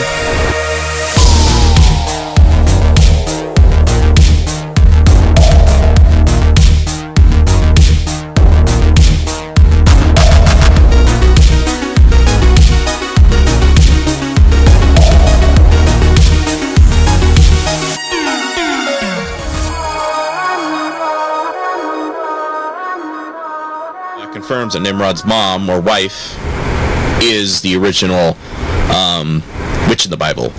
And they even accredit her that, I think it was witchcoven.com. Who is the queen of the heaven in the Bible? Queen of the heaven is mentioned in the Bible and has been associated with a number of different goddesses by different scholars, including Anat, Astarte, and Ishtar. Astaroth as the composite figure. And what was her backstory? Well, in Judaic lore, she was a high-ranking angel, either one of the seraphim or the princes of the thrones, prior to his fall. Astaroth, the Grand Duke and Treasurer of Hell. Now, like I said with Hermes, and like I noted here, what are we getting a common element? When the Pharisees approached him, well, do we render unto Caesar, or do we, pay it? Do we honor God first? Render unto Caesar the things that are Caesar's, and unto God the things that are God's. Basically, you're with and under the rule of man at this time. But don't forget your spiritual priorities first and foremost to your Heavenly Father. That's what that comes down to. I just found it ironic that Nimrod's son is possibly affiliated with the origination of coinage. And what is what is Antichrist? It's opposed to God and seeking materialism. Materialism is alchemy. That is the game playing field of the occult, is loving the elements more than God. The Black Stone of Cybele, and again, says in Acts 19:35, is the famous black stone associated with the Phrygian mother goddess Cybele, It is possible that the aspects of Cybele's mythology were conflated with the Ephesian Artemis in archaic times. Basically, I just put that in there so that you again see another goddess affiliated with Artemis. Who is Artemis? Well, the goddess of nature, childbirth, wildlife, the moon, the hunt, and sudden death. Sudden death. Now, that brings up something interesting for me. Sudden death. So the first ship that we sent up to the moon was Apollo 11. Remember, 1 and 1 equal AA. Abraham Accords, AA, 1 1, II. Thoth Ra, the Alcyon Ice. Artemis, the goddess of sudden death. Well, when you look at Baphomet's arms, you have Solve on one side, which is to bring something from one realm into another. Coagula, blood clot, died suddenly. 11, duality, one or the other, black and white, black and white. You have a question? No, like almost like the coagulant you're saying, like the blood clot shot. Yes, exactly what I'm implying. And again, that's how I know it is connected to them, because you look at the top of the Hermetic tree of life, it's corona, translated into Latin. In Hebrew, it is Kether. So you just go, wait a minute. Again, I think I figured out who the Antichrist is, because at the bottom is Melkut. When you watch the other episode, The King of the Ewes. Because again, I'm pulling from their texts and comparing it along the Bible, and all of a sudden I go, whoopsie daisy, I think I just stumbled onto who the endgame guy is here, and I didn't, okay. Now, people don't like to hear it, but it's like I'm doing digging from their side. And that because I've aligned all these dominoes in a row, suddenly they all fall into place and trace to one individual. So what is this black stone that's in Mecca? Every day, 5 times a day, Muslims across the world face the holy site of Mecca and pray. Mecca is believed to be the birthplace of the Prophet Muhammad. And when followers visit the site, it is not actually Mecca they are facing, but a building of the Kaaba, or Kaaba, Kabbalah, whatever. It's Kaaba for them, it's Kabbalah to the Hebrews. So either way, it traces back to the same kind of thing. So that's why I'm laughing, is when we're having all these separations, you start going, wait a minute, there's got to be a key common element here. Now, if it's true that crypto use created Catholicism for Gentiles with Mithraism interfused into the early church, this is why we get counterfeit Christianity. Everybody's kind of cynical of key. Why? Because we have the counterfeit interfused with the faith. And now we're getting a lot of converts like Candace Owens, Mari, Russell Brand, Jordan Peterson. What are they all flirting with? Catholicism. Why? Well, when we get to the end of this, you'll be going, oh, you have to unite all the world religions under something that looks like Christian, or we're still waiting in the meantime, but people aren't going to catch on until it's too late because you already gripped onto the beast system. In Islam, the meteorite worship of the black stone. Islam's meteorite that they circle at the Kaaba is like the meteorite of Acts 19, 23 through 36. 600 years later, it seems the pagans would think the meteor was a god and start worshiping it. And again, it's the verse over there. Connected with Artemis. Ibn al-Kelbi reports that a Manat was a large stone in the territory of the Hundali tribe, and Alat was a rectangular stone upon which a ewe used to grind wheat, and Sod was a high block of stone in the desert. In some cases, the divinity was identified with a particular rock of the natural rock. Alphals was a reddish-brown protection, resembling a man, or otherwise a black mountain, like the Mount Zion, Mount Meru, again, thing where all the magnetic compasses go. But specifically, erected stones might also serve as the dwelling places of the divinity or the seats of his power. That most famous of all the stone fetishes of Arabia was, of course, the black stone in the sanctuary of Mecca. Again, something that I found interesting was used to grind wheat. Now, this is something you can look up with Tammuz when the women are weeping for Tammuz. Ash Wednesday, Tammuz was killed by a wild boar at the age of 40. When did 2020 happen? 2020, 40. Ash Wednesday, you have a T-shaped cross on your head of when Tammuz was slain. You eat pork for 40 days in memory of Tammuz. Right? Wow. And what did I say? They want him to come back from the dead. So Hmm. what is this? Ultimately, ashes. What was America known as? You know, the Aztecs used to call America the land of the feathered serpent or phoenix, known Oh, as Turtle Island. Hermes is affiliated with turtles and eagles, and eagles were known for carrying the souls of the dead to their final place, their destiny. Hermes was known as carrying souls to the underworld and the messenger between the gods. So if an antichrist figure has power over the fallen angels, I'm just saying, when I start digging, I'm like, wait, it connects beautifully, and a lot of scholars have already speculated maybe it's Nimrod. But when you dig into the occult, you're like, no, because Tammuz matches more in parallel with Christ. And again, like yourself, well, who's Tammuz? Exactly. If I do write a book, Who's Tammuz is one of the titles. Just to clarify for Christians, it's going to have like the Christmas thing. Like, you may not know this, but you're worshiping. um, but I thought it'd be a fun little pun title because it gets people to go, well, I've never heard of this guy. But if you understand who he is, you now can start reaching people. Like, I had a comment on YouTube and the guy's like, isn't Jesus just another sun god? What the? And I'm like, okay, bad word. Um, but it kind of makes me laugh because it's like, yes, I get where you're coming from, but I'm trying to explain counterfeit. I'm trying to explain the metaphors and symbolism because if you understand that, you understand the religions of men. Demon Eye nations, denominations, seminaries, Semiramis, hermeneutics, the study of sacred holy text, Hermes. You see how it's already infiltrated our church. And I'm trying to warn people because it's already here. And a lot of people are still thinking it's going to be like a futuristic 220. I'm like, it's right now. It's right now. Sorry for the little rant, but sometimes I get passionate. no, no. Well, TMZ network. Hmm. And there's always the official, oh, it means this. Then there's the Tim's, Tim's. Again, iPhone. Hmm. Like I was telling Wait. somebody, you know what? I'll save that. I'll save it because we're getting up there and I don't want to give my Okay. whole presentation before I get to that part. Okay. Okay. Okay. Um, but Christmas, December 25th, was a birthday for pagan Mithra, the god of light. Interesting. Pilgrimage and circling the Kaaba. Each local tribe of Arab pagans walked 7 times around their own Kaaba and housed their own black stone.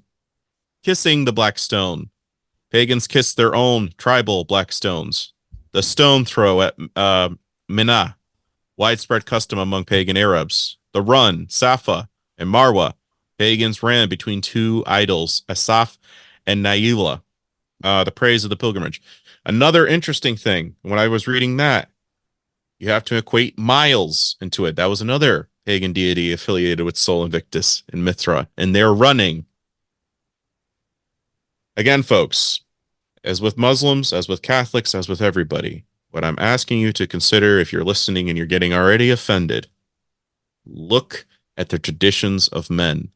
Because if you're defending your denominational adjectives or your customs and traditions, you are worshiping Antichrist or you are worshiping religion, because that is what he condemned the Pharisees of. It says you practice the traditions of men, which traditions in Hebrew translates to Kabbalah, which is exactly what the Pharisees were doing.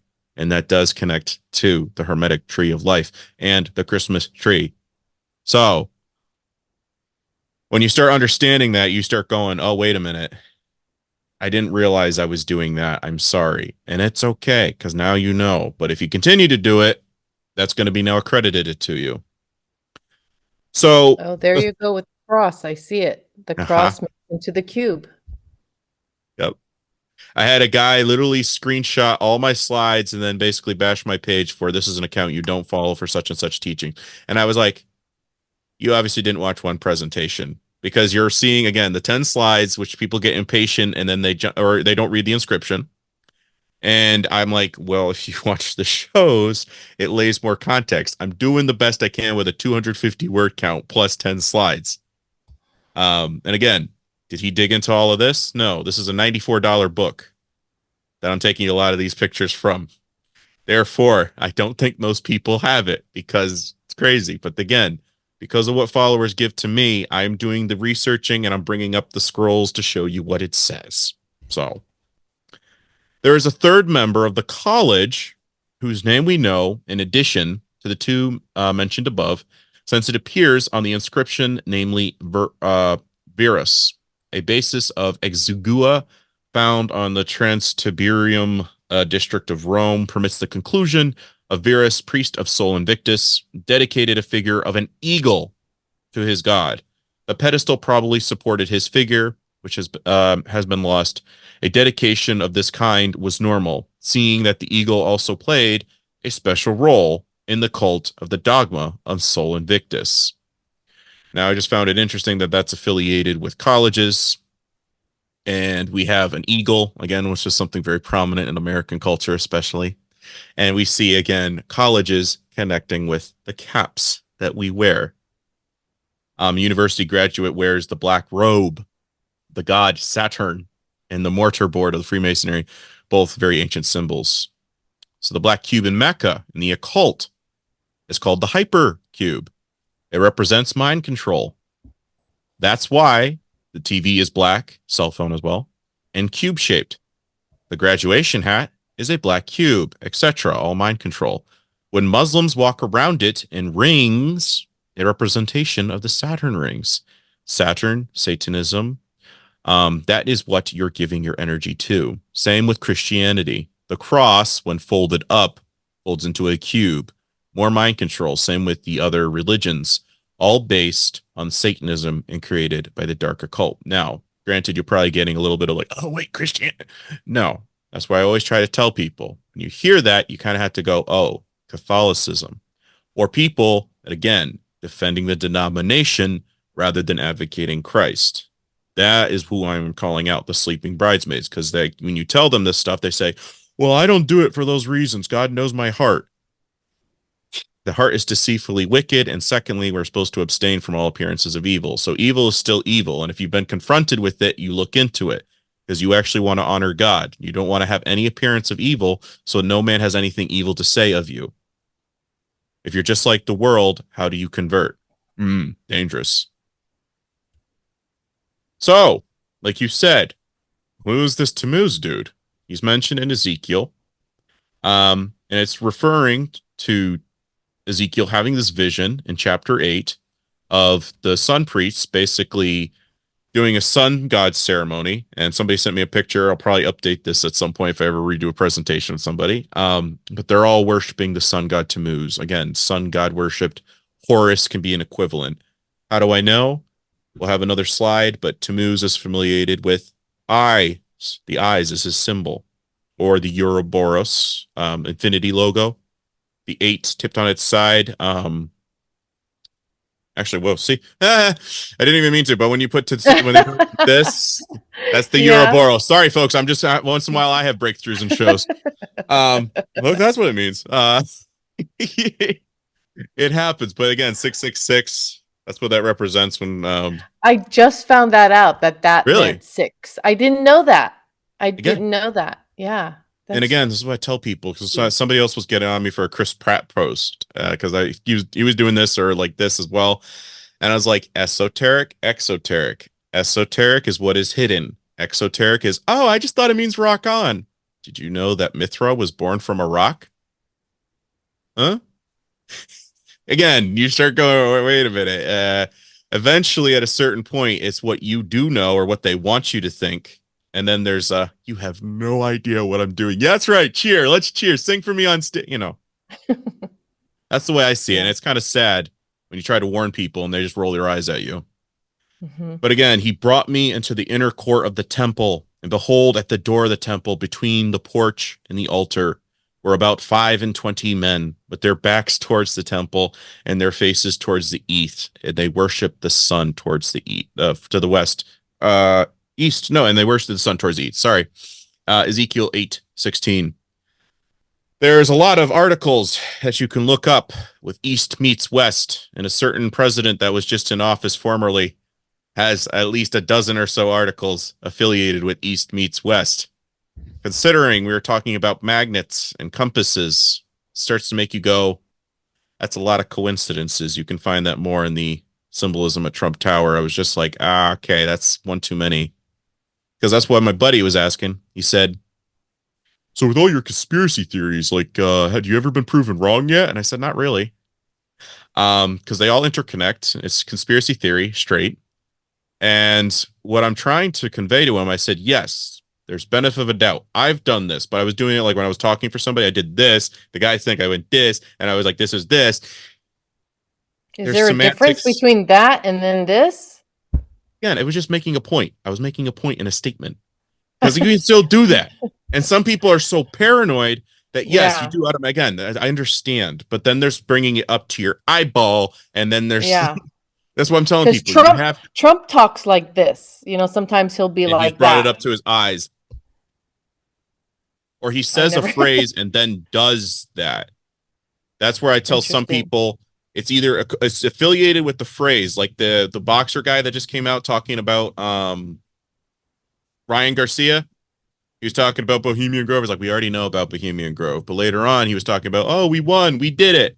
We did it. And he's flashing 666 when he says we did it, which is, if you understand their religion, that's a symbiotic nod, is that we did it. Okay. Instead of okay. Right. And that, or okay. Or there's like, okay. And then you'll see here, like you're pointing at a screen or something, or like a lecturing or something. That's what I'm telling Christians. You have to use discernment, or you get people like my buddy Brian, who will say, well, how do you know? It's like, I'm not being paranoid. I'm not that obsessed. But if I start seeing all of this plus other things, we start putting it all into brackets, and then we compile it all together. And then I will say, this is why I suspect this. Because what was this? Just a hand? Did you just do that? Oh, maybe you're just giving... I'm talking. I don't know. Guys, don't screenshot and go on a conspiracy trail. I'm just trying to help here. What was that? Tell me. I don't know. Again, that's what I'm saying. Don't get so freaked out, but it's good to be wary. Because, again, you add it up the number of times. You add it with the phrases that are correlated with it. And then you start going, okay, I can kind of see what you're saying now. Because then you start to understand sign language. Yeah, that's what I tell people. It's a sign language symbolism cult.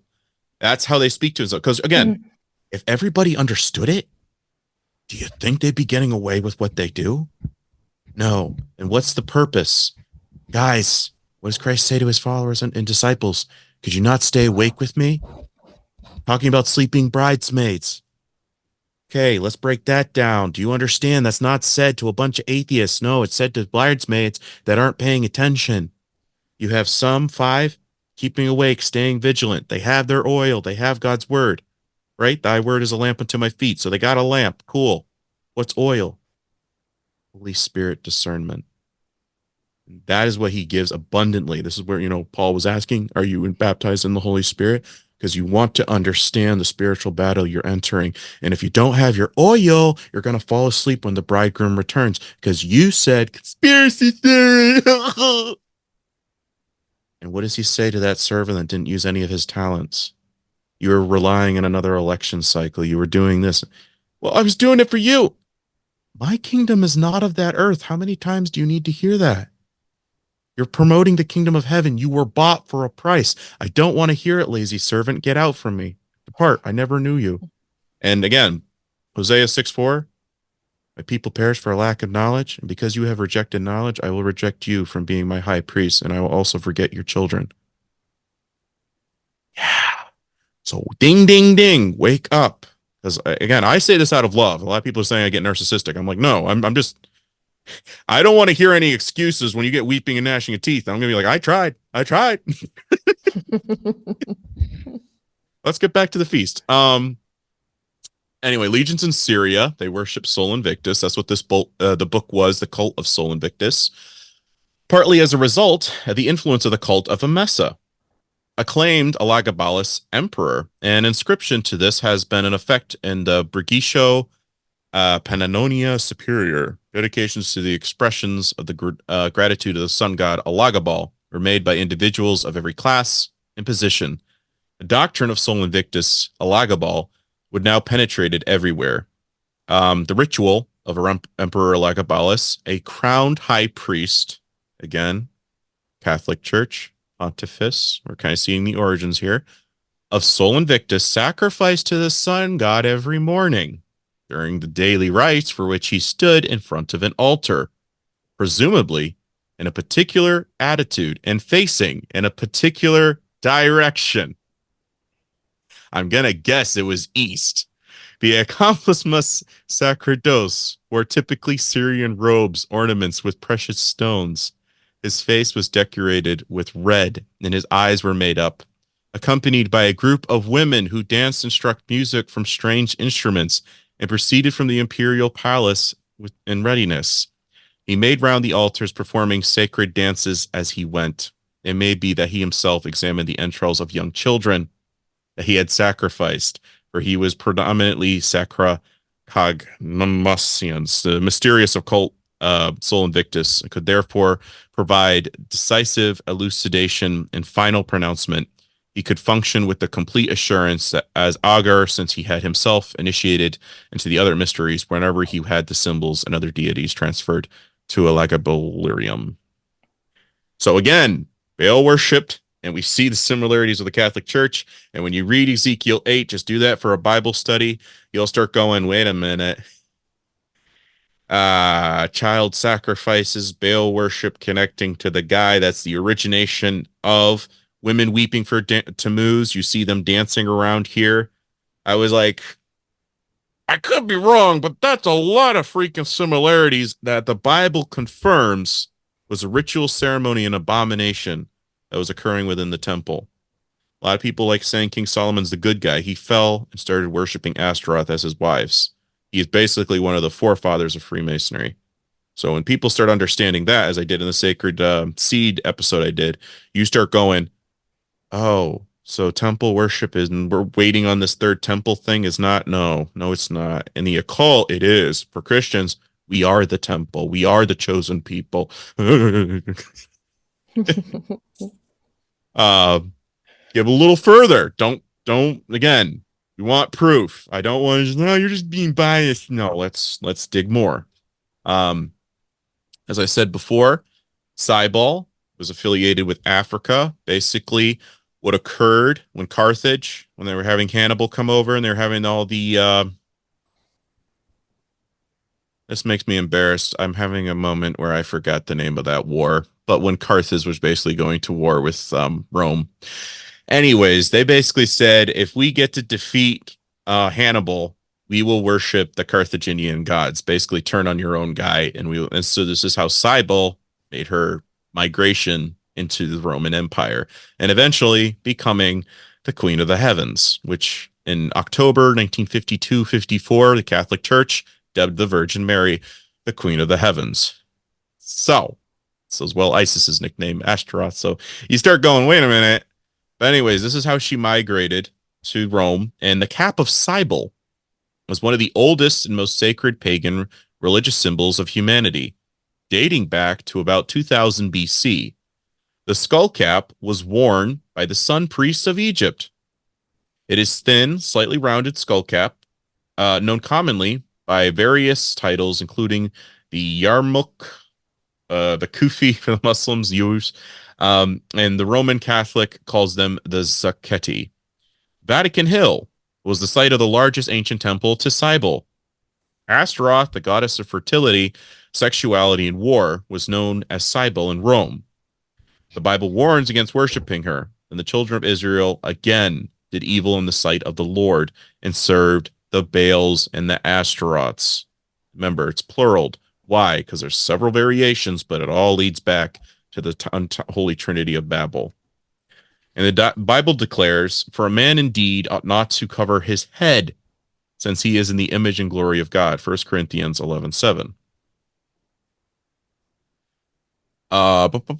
oh, can we skip that? Yeah, we can skip that. I think we can skip that. Do you have any questions? No, but no, I was just thinking of a comment that that thing that they wore the Yeah. Catholic priest or whatever. That's almost like a yarmulke as Yeah, sorry, well. I Like think that's what I mispronounced. But yeah, yarmulkes, Muslim, it's the same thing. interesting. How do you unite the world religion? Because everybody's still doing the same thing. Hmm. And you realize that Jews created Catholicism for Gentiles, and then Catholicism in turn created Islam through Muhammad. And you had Joseph Riviera. I think Walter Veith was digging into that, origins of Islam. And you start going, wait a minute. So you created three most prominent religions in the world, and you basically doctored them all up. Why? Because if you can control most of the religions, you can control most of the people. But you also can utilize said religion as your pawns. So you can create the narrative here. You can have this war here. And what did a rabbi call Islam? They are the Islam is the broom of Israel. Okay, so basically you send them in and you guys come up and clean it up with laws, legislation, and causing problems and making everybody buy this war on terror and mixing it with theology. When it's like they weren't wiping out an ethnicity. They were wiping out an abominable offspring, the Nephilim. You know those giant bones you hide under the Vatican, Your Honor? Those is who we are talking about, not an ethnicity. Otherwise, Galatians 3:28 and 29 is null and void, as well as Hebrews 8:13. We are the new covenant. We are heirs according to the promise. Everybody has the chance to come in. But because they've wired this paranoia within us, we've now cut off a whole 1/3 of the portion of reaching them for Christ. That is terrifying. And then you have half of Christianity buying New Ageism or Catholicism, which is absolutely terrifying. So it really is paramount and important that if you're a Christian, that you understand your game, you understand the symbolism, because if you don't, you end up becoming a sleeping bridesmaid. And I don't want that for anybody. Anyways, the father of the Big Bang lie was George Lemaitre, the Belgian Jesuit Roman Catholic priest who proposed the Big Bang Theory in 1927. The Pope Lemaitre's time was Pius XII and was delighted that a Catholic priest had conceived of a scientifically valid creation story for the universe, even though it had nothing to do with the scriptures. Reason I'm bringing that up because that goes back again to the 33-degree grid that we have laid out for us. As I said, folks, get a petition started. When you fix the logos, maybe I'll believe you. But what's their logo? Smithsonian, the one that also hides a lot of bones and stuff, and the Jesuits logo. It's sun god worship. Again, connecting with Catholic priestdom. Halos, where did they come from? I did an episode as that on as well. Heat, origins of crowns, wreaths, and halos. They all go back to a spiked halo. Corona means crown in Latin. Why do you think they put a spiked crown on Christ's head? Yeah, so if you're wondering if we're getting to the end times, the answer is yes, indeedy. Because when you understand the symbolism, you're going, wait, that was a mockery ritual. Yes, because you're not the Messiah. It's like basically it was an imposter. You want to be the king of us? Well, here is what you get. You're not as good as our Hermes, our Thoth, our Baphomet, which is the same guy. You want to know why? Caduceus' staff gives him away. As well as reading in a book with Mithra, I know that that connects as well because one of the initiation oaths for Mithra was Salve Coagula, the tattoos. So I'm not just spitballing this stuff. I'm reading the text and I'm like, you see it. You see it. And then you understand the symbolism of the sun. You understand the symbolism of the caduceus. Why is that? The World Health Organization logo with the Asclepius staff. No, it's not the same. It's a cousin. It's the same thing. It represents healing. Vatican looks like a snake inside. Look at the statue. It has like a Baphomet-like thing. When you do the mirror image, you're like, wait a minute. Yeah. What's significant with that? Why did they use a snake staff as your first trick with Moses? It says affiliated with Thoth, Hermes, the god of alchemy. He knew how to do that. But guess what? Gods ate their snakes. Yeah, huh? What happened with all these magicians and soothsayers? Nobody's buying it anymore because it's a stupid Christianity. Let's start migrating. And they became druids, tree worshippers. Same guys, different name. But you start going, okay, again, what's St. Patty known for? Driving the snakes out of Ireland. Druids, snakes. So in 9/11, what were they called? The towers. What's one of their names? You remember? World Trade Center? Remember that? This is from Gary Wayne's book, but this was an interesting little part that I saw. I'm not even sure if Gary noticed it because I was like, you literally just wrote this, and I'm over here like, read it again, one more time. How then did Nimrod receive all the secret sciences of the Enochian religion from the antediluvian world?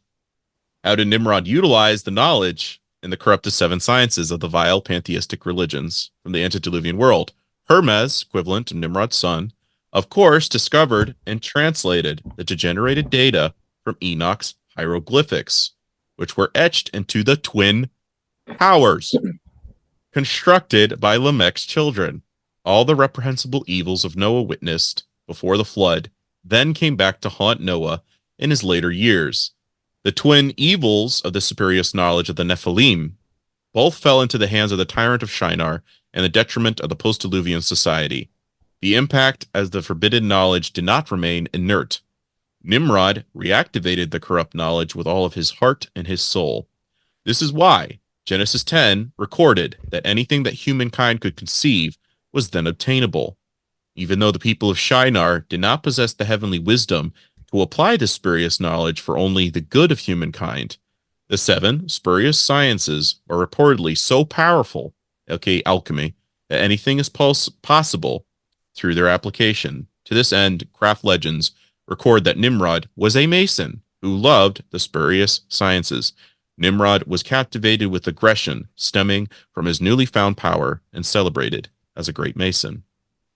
World Trade Centers. Hermes, the god of coinage. Whoa. So wait a minute. Was that coronation day for kings in ancient Israel, 9/11? Was that possibly Christ's birthday? I highly suspect because that was during the Feast of Seven Trumpets, which parallels what we get in Revelation of the trumpets. So I'm going to go. Wait a minute. Wait a minute. Are you telling me that that's possibly when the Antichrist was being... Yeah, I think that was coronation day, and I'm going to show some visuals as to why. Again, through their symbolism, twin towers, what's significant? This is where Nimrod's son wrote down everything on top from top of Mount Hermon, the 33-degree parallel. Freemasonry has 33 degrees because they worshipped the fallen watcher's alchemy knowledge that Nimrod's son Tammuz, Hermes, translated here. Mount Hermon coordinates, 33-degree parallel. Mount Hermon in Hebrew means forbidden or cursed. Hermes derives his name from Mount Hermon. The emerald tablets were translated from the events that transpired here. Baal Hermon, Bel Hermon. Bell, ring a bell every hour upon the hour. And what? A steeple that looks like a phallus? Now they're trying to say that Horus does not connect to hour, but I was like, hold up. You told me it still connects to the equinox seasons, and sun would connect to the equinox, so therefore, yes, I don't care how you try to sugarcoat it. I think hour and Horus would be connecting to that. So ring a bell, Baal, World's tallest UN base is on top of Mount Hermon today, and the Star of Chaos rests in front of it. So you can say no, but why is that significant to the UN? Why the symbolism? They know it's important to them. Now, give a little bit about the Smaragdina tablet. This is basically the foundation of transhumanism. This is why they want everybody to be fluid, shall we say. But this is the guy, a quote from Nimrod's son, basically, and translation, and this is what the occult is aspiring to do. The cornerstone tenets of the alchemy of the Smardinian tablet, otherwise known as the Emerald Tablet, or the Secrets of Hermes, is an ancient text said to contain the teachings of Hermes Trismegistus, the founder of all things alchemical. The legend goes that Alexander the Great found the tablet in the tomb of Hermes. Inscribed on it the Phoenician characters were the instructions for making gold. The tomb is reputed to have been near Hebron, and the earliest translations of this mysterious recipe are found in Arabic. The use of the emerald lends further exotism to the story. However, at the time, the green-colored stone was referred to as the emerald, and it is likely that the Smardinian tablet, made of green jasper, whatever its material construction, the instructions on it have attached the consideration of many illustrious characters over the years and centuries, including Roger Bacon, Alberto Magnus, Aleister Crowley, and C.G. Jung. Alchemy is full of hidden secrets and relies heavily on symbols, wordplay, double meanings, and in hidden mysteries, but the most perceptive and adept interpreters. The words on the Emerald Tablet are no exception. There are several translations. Isaac Newton, who was an alchemist, provided the following interpretation that was among his papers after his death in 1727. These are exact quotes. "'Tis true without lying, certain and most true. 1. That which is below is like that which is above. As above, so below." So there we again get Baphomet. "And that which is above is like that which is below, to do the miracles of one only thing. 2. And all things have been and arose by one meditation, and of all things that have their birth from this one thing by adaptation. 3. The sun is father, the moon is mother. Nimrod is sun. What is the queen of the heavens? She always rests on a crescent moon." Giving more credence to it. 4. The wind hath carried in its belly, the earth its nurse. The father of all perfection in the whole world is here. Your God? 6. Its force or power in its entirety to be converted into the earth. Separate thou the earth from the fire, and subtle from the gross sweetly in the great industry. 8. It ascends from the earth to the heaven, and again it descends to the earth and receives the force of things superior and inferior. 9. By this thing you shall have the glory of the whole world, and thereby all obscurity shall fly from you. It kind of sounds a lot like Christ consciousness. You'll catch it if you just can't. 10. Its force is above all force, for it vanquishes every subtle thing and penetrates every solid thing. 11. So was the world created. 12. From this are and do come the admirable adaptations, where our means or process is here in this. 13. Hence I, Hermes Trismegistus, having the 3 parts of this philosophy of the whole world. 14. That which I have said is the operation of the sun accomplished and ended. And again, equinox, sun worship, it's the same thing. That is what Christmas connects to. And what is significant with Hebron? Like I just said, Phoenician connects to Philistines. And here we get in the Bible, that's the place where David was anointed as the king of Israel. It's not a coincidence, folks. These people know what they're doing. And you think God is going to, no, he's going to say, you know what? You're going to raise up a guy. I'm going to raise up a guy. I'm going to have my son actually do everything and more than what your fraud can do. He can't come back to life. Mine can.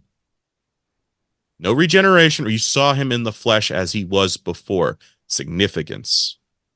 You want to play games, Satan? Let's play games. It's what it comes down to, folks. And when you understand the scale,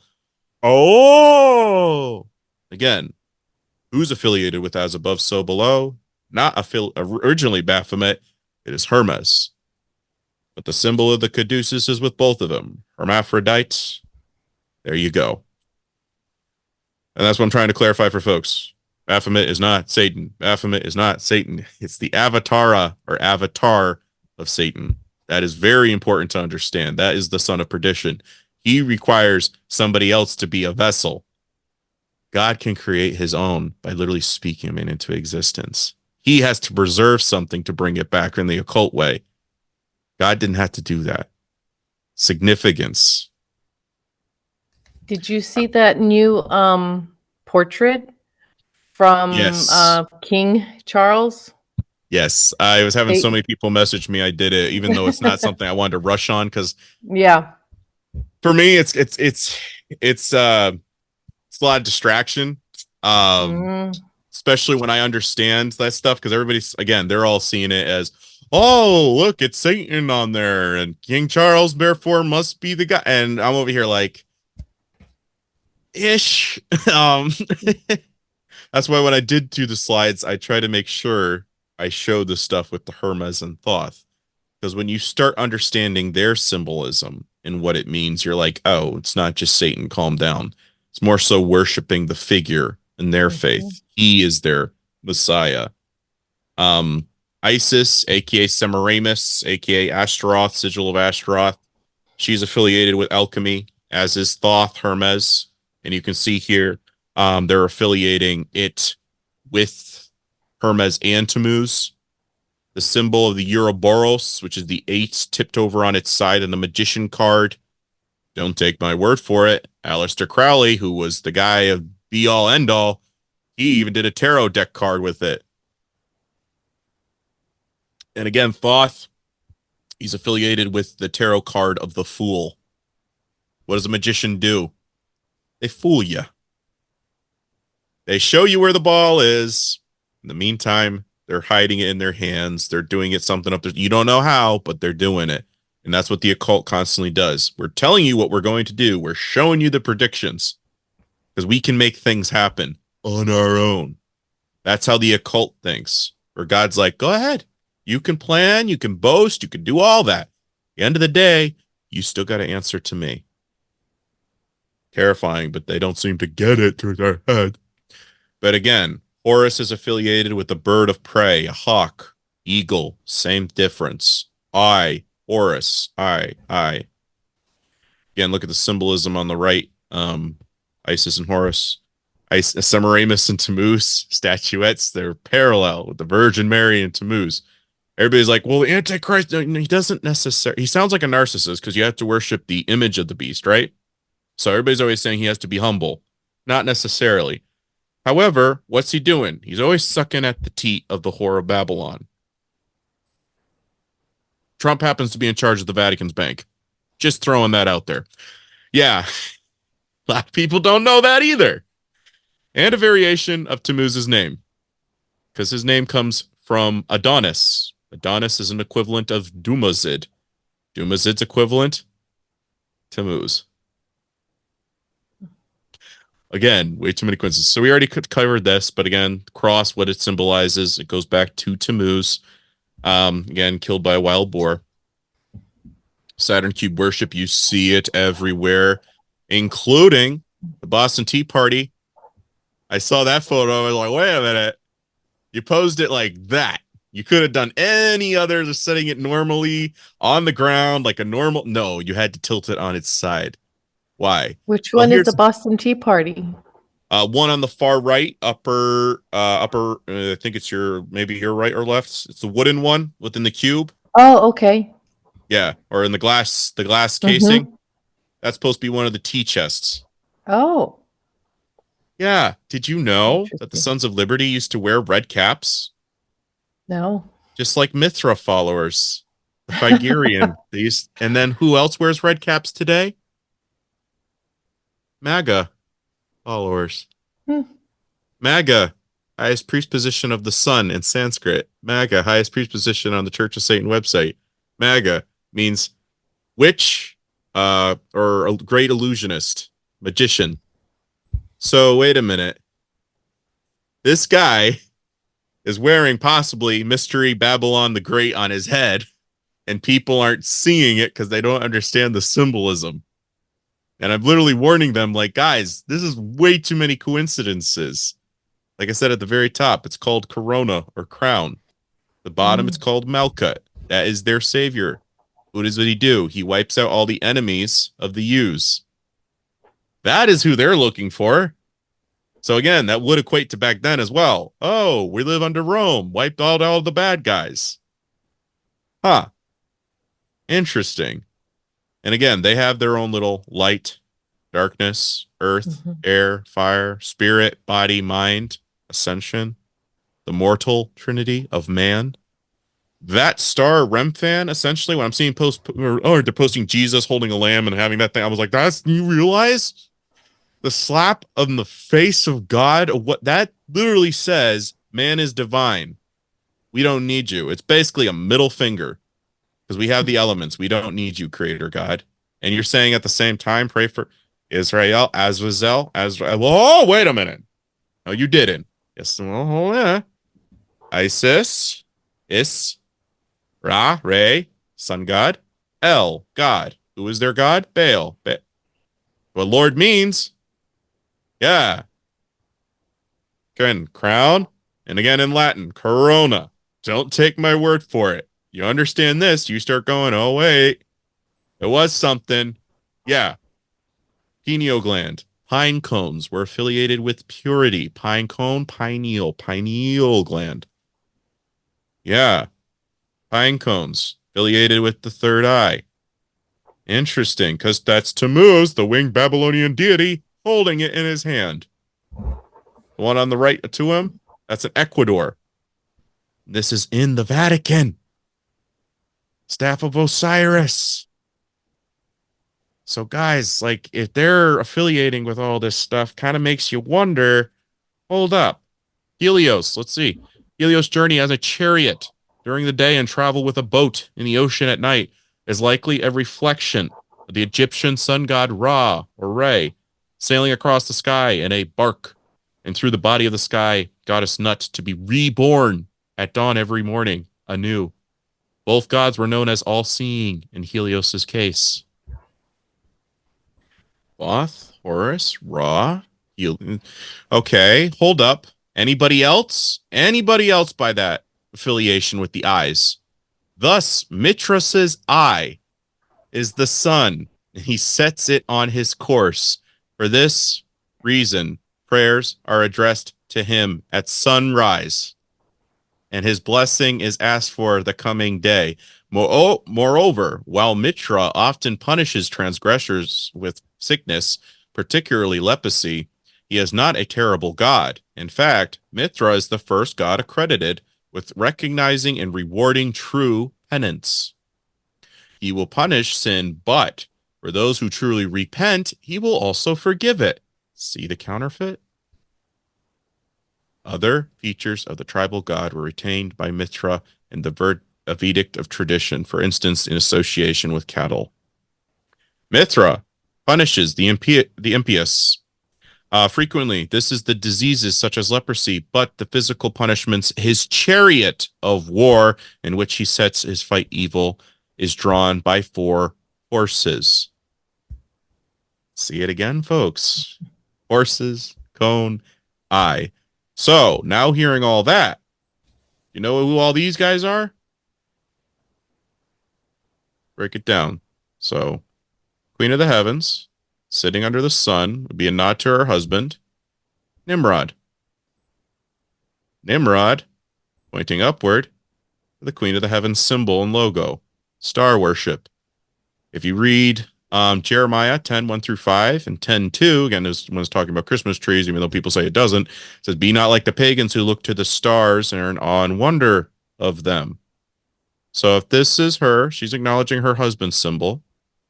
This is Nimrod acknowledging his wife by pointing to it. Who's this? This boy. Guy in the middle. Is he significant? I think so. Because he has a key. So it means he's going to unlock something, right? And he has an anchor. Anchor means hope in Freemasonry. Sun and an eye.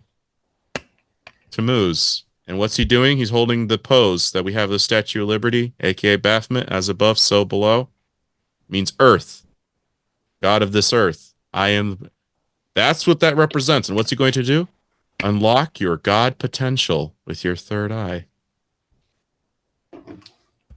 Right? Black and white duality. So again, most people will look at this and be like, hey. Now you understand it connects to the unholy trinity of Babel, and you're like, huh? Exactly.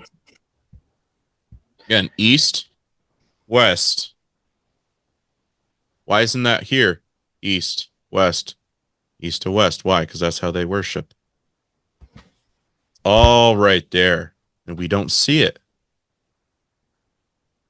And But that checkerboard flooring too, that's got to be something. that's duality. One is Is that okay. what that So is? Yeah, with Thoth, left eye, moon related, Mm. feminine, yin yang, Mm-hmm. explores human nature, emotion, sexual energy, and intuition, magic, a symbol of heating, power, and protection. And if you go on the other side, right, right eye, sun related, masculine, yang, energy, explores reason, mathematics, logic, science, and language, a symbol of good luck and creative action. So it's like, well, I want to go on this side. Well, I want to go on this side. And that's what you get. It's like you can choose any side you want. Still leads you to the end. And why Mm-hmm. do the snakes intertwined on the Caduceus staff? Because it's still the same doctrine that leads to the unholy trinity. It Mm-hmm. still gets you to Tammuz. The little bulb at the top of the Caduceus, or the eye, the star, the eye on top of the pyramid. That's what that Mm-hmm. all means, guys. And now you have it on your money. You have it in your wallet. And I'm Mm-hmm. showing you. But here, see? Sol Invictus. Spike. Do you see the spikes? See the spikes down here? Can you see me toggling? Yes. Okay, Yep, I good. do. You have Addis, spiked. Again, this is stuff you can look up, folks. Mm. Greek, Helios, spiked. Spiked. What is, see? Colossus of Rhodes was a statue of the Greek Titan god Sun Helios. Just like our Statue of Liberty in New York Harbor stands their androgynous sun goddess. Her seven rays symbolizes her rule over the entire earth. She also holds a torch that conveys her role as the light bearer. They say Lucifer, but it's more so Avatar. I just want to emphasize that. Even more, she holds the phallus of Nimrod, the lost key of Freemasonry and Masonic tradition. Nimrod is regarded as the first Grand Master, thus the Masonic Statue of Liberty champions Satan and his seed, especially the seed part. Again, I tried to find some photos of Prometheus because every day he's punished and an eagle eats out his liver that grows back every night for stealing from the gods. But look at the photo, holding a torch, and he's doing the silent pose. I was like, well, that was definitely a Masonic auth. But again, matching in line, Statue of Liberty, and the Earth pose. This is the ritual of the pentagram. And as above, so below, and George Washington with Baphomet. It's all the same thing. And again, I'm trying to just connect it all because I don't want to be. I know some people are like, oh, you're kind of pulling in some things. I like being thorough, so I apologize for length, but I guarantee you it will be clear. But Christmas tree, I'm not making this up. Give me some facts, Mr. Brandon. Okay, this is from the Element Encyclopedia of Secret Signs and Symbols. Christmas tree. The old pagan custom of bringing a living tree indoors in the middle of the dark months of the year and decorating it with candles and trinkets was introduced to Britain by Prince Albert, the husband of Queen Victoria.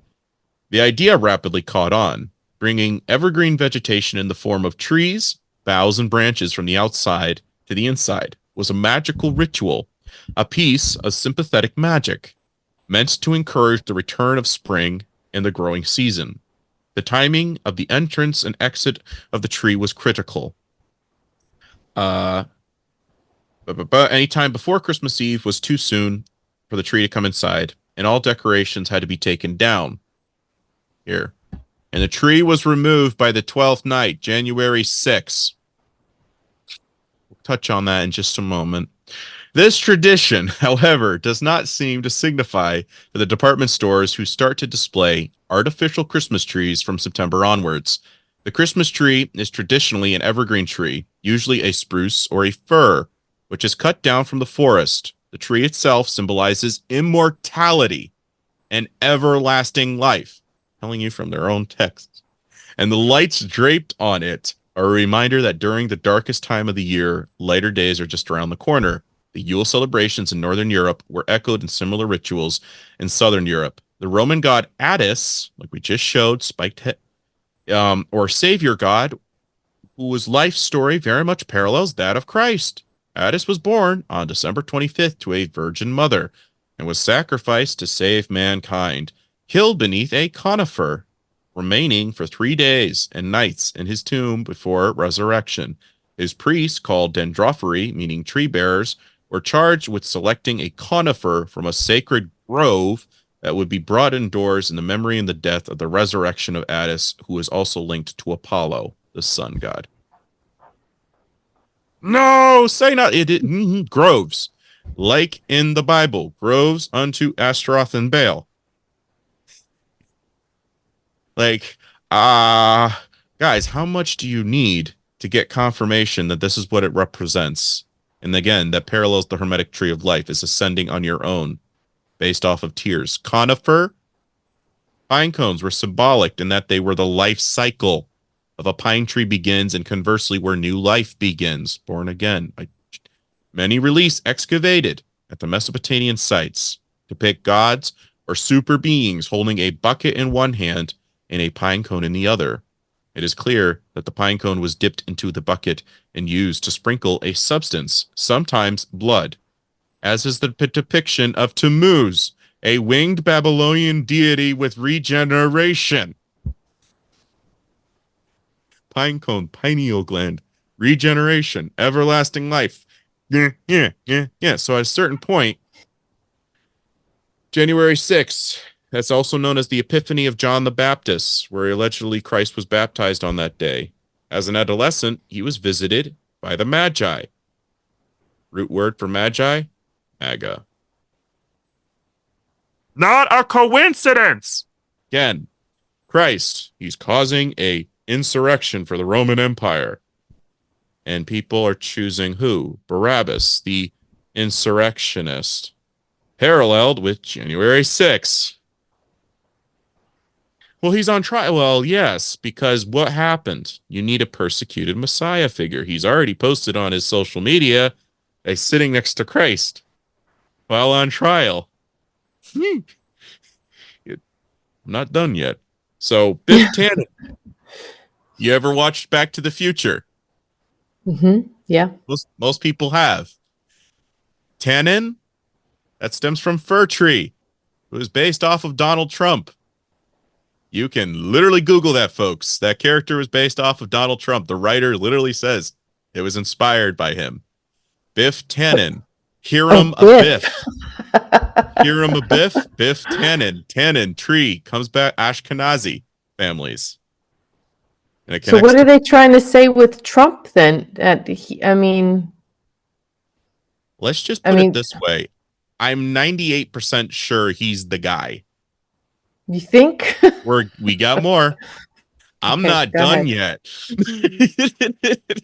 Okay. Because again, etymology-wise, yes. The red hat thing, yes. You look up his penthouse apartment, it's literally known as a Tower of Light, if you didn't know that. When you look up the Economist magazine, it has the falling tower, which is represented to the Tower of Babel when you look up the tarot cards and Nimrod. You also have him riding a white horse. You can look up several articles on that. His white horse spa thing, whatever, it has 666 in the title. His name in Hebrew, Gematria, is 666. Trump? Yes. Donald Trump? Really? Yeah, in English, it's 185, which is manifestation, which is exactly what the eyes represent of Tammuz. I'm like, well, you have to add John in there. Well, I know his middle name is John, but it basically means God is gracious to deceive. You go by that one. But world ruler, that's what Donald means. Trump, to one up or outdo somebody else, or to deceive. I don't know. But etymology-wise, symbolism, well, there's more. There's more. Again, presence and power to reign supreme. Phallic symbols and fire should be lit to honor him. Supposed child of that union is Horus, a.k.a. another variant of Tammuz, the reincarnate of Nimrod. Semiramis claimed a full-grown evergreen tree sprang out of the roots of a dead tree stump. This symbolized the springing forth of new life for Nimrod on the anniversary of Nimrod's birth, December 25th. Again, because of the regeneration, it could be Tammuz, Nimrod, whatever. She said that Nimrod would visit the evergreen tree and leave gifts under it. This is the genesis of the Christmas tree and symbol of Nimrod. This equates to approximately 9 months after Easter, or the date Ishtar became pregnant with Tammuz. So, that's Trump's penthouse tower. Bottom left. Bottom left. Oh, well, I see it. Right. That's Helios driving his chariot. All-seeing eye. 2 pillars, and a pentagram. Could I be wrong, please? That's his own artwork he has up there. And he doesn't have one, but he has 3 sun gods. And then he has Psyche making out with Eros. Psyche, mind, Eros, and love of the mind. Why is the pentagram over Baphomet's forehead? Because mankind falls over a great illusion. Pentagram, 5G. Penta means 5. G, the god ram, goat ram. Who signed 5G to be greater? Mr. T. And in charge of the Vatican Bank. I mean, there's more. We're not done yet. But the eye is a symbol of Tammuz. Tammuz is another one of those months with no holidays, except for a minor fast, and no real practices associated with it. At least, not any that I have found. This makes a lot of sense when you think of the Jewish of the wheel of the year in relationship to the Gregorian cycles. The summer months are when there is too much work to be done in the field, sowing, tilling, planting, and harvesting. Even though there isn't a specific practice we can associate with Tammuz, there is a theme. It's vision and eyesight. Tammuz is a month that challenges us to see what's really in front of us and focus. If vision is the theme, then eyes are the symbol. So again, it's in the month of June. Okay, well, again, we used to have 13 calendar months, but if June is it, another coincidence, Trump is born in June. Again, that's 9 months. Rewind, he would have been conceived roughly around 9/11. Do you know how old? Well, again, he was conceived in 1946. Big deal. A lot of people were, but again, 19, 1 plus 9, X, 4 plus 6, X. 9/11 occurred when he was 55. 5 plus 5, X. Corona happened exactly 19 years later. 1 plus 9, X. I don't know, but again, you see the I, Israeli Supreme Court. You see it at the IRS and in Israel with a Masonic logo on it. So again, what I'd say the eagle next to Tammuz. That's what your dollar really is. So next one's a vid. Did you know? Did you ever see this clip before? No. After 9/11, they cleaned it all up, and then they had a ceremony, and they formed the all-seeing eye. This is another reason why I'm convinced it was coronation day for the Antichrist. That there was a ceremony featuring the all-seeing eye conducted on the live television broadcast for the 1-year anniversary of 9/11. Is the mayor of New York, Michael Bloomberg. Again today, we are a nation that mourns. Again today, we take into our hearts and minds those who perished on this site 1 year ago, and also those who came to toil in the rubble to bring order out of chaos, and those who throughout these 12 months have struggled to help us make sense of our despair. Now we join with our fellow Americans in a minute of silence, led by President George W. Bush from the South Lawn of the White House in Washington. Wow, I see the eye. And what did I just say? That connects to Tammuz, not Nimrod. That is their Antichrist figure. BlackRock, the stone.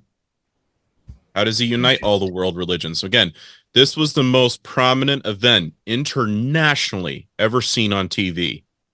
Everybody knew about it. And again, as a kid, I was about 6 when it went down. I was like, where's my programs? Because this would play again and again. Why? Because they were ingraining in our minds to get this moment to occur. They were prepping us.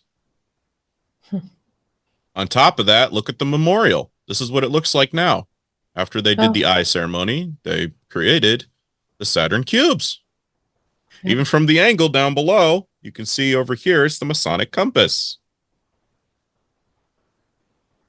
And again, connected to Saturn was assigned the color black of this outer sphere. The two invented black cubes of 9/11. Memorial, resemblance of the variation of the black Saturn Satan cube, where the Twin Towers once stood below. Angled view of the black cube resembles Freemason symbol, compass, and square. Again, date 9/11. You put a 1 in front of X, 9, but at 1 after X, 11. And you get the hexagon. Yeah. World Trade Centers again. Again, Fast and Furious, the devil is coming when they advertise for X. The 10th one coming out. See the Jesuits doing the X pose. This is Nimrod again, regeneration, reincarnation. The middle of the infinity logo, Ouroboros. It's the X, so that means the crux, one cycle of the Son, one cycle of the Father.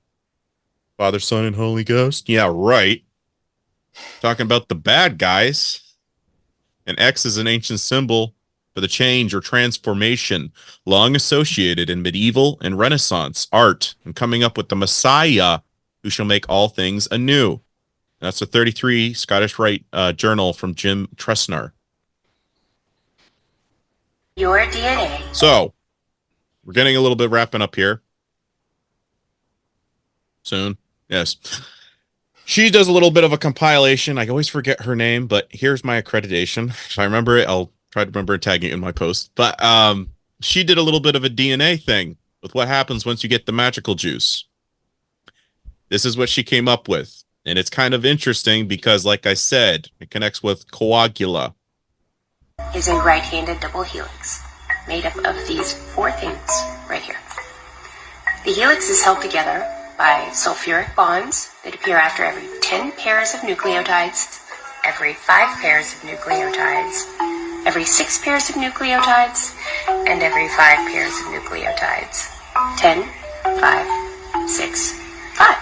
Or, in the Hebrew alphabet, Yod, He, Vav, He, Yahweh.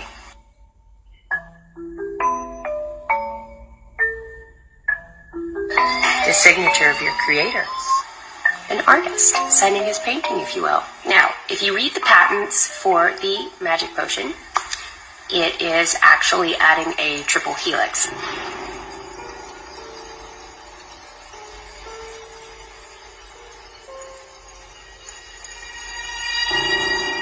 And is adding more of this. Stuff that connects to stars, meteorites. Which comes from a meteorite or a fallen star. And this 10-5-6-5, Yod He Vav He, Yahweh, quickly turns into 10, 5, 6, 6, 6, 5.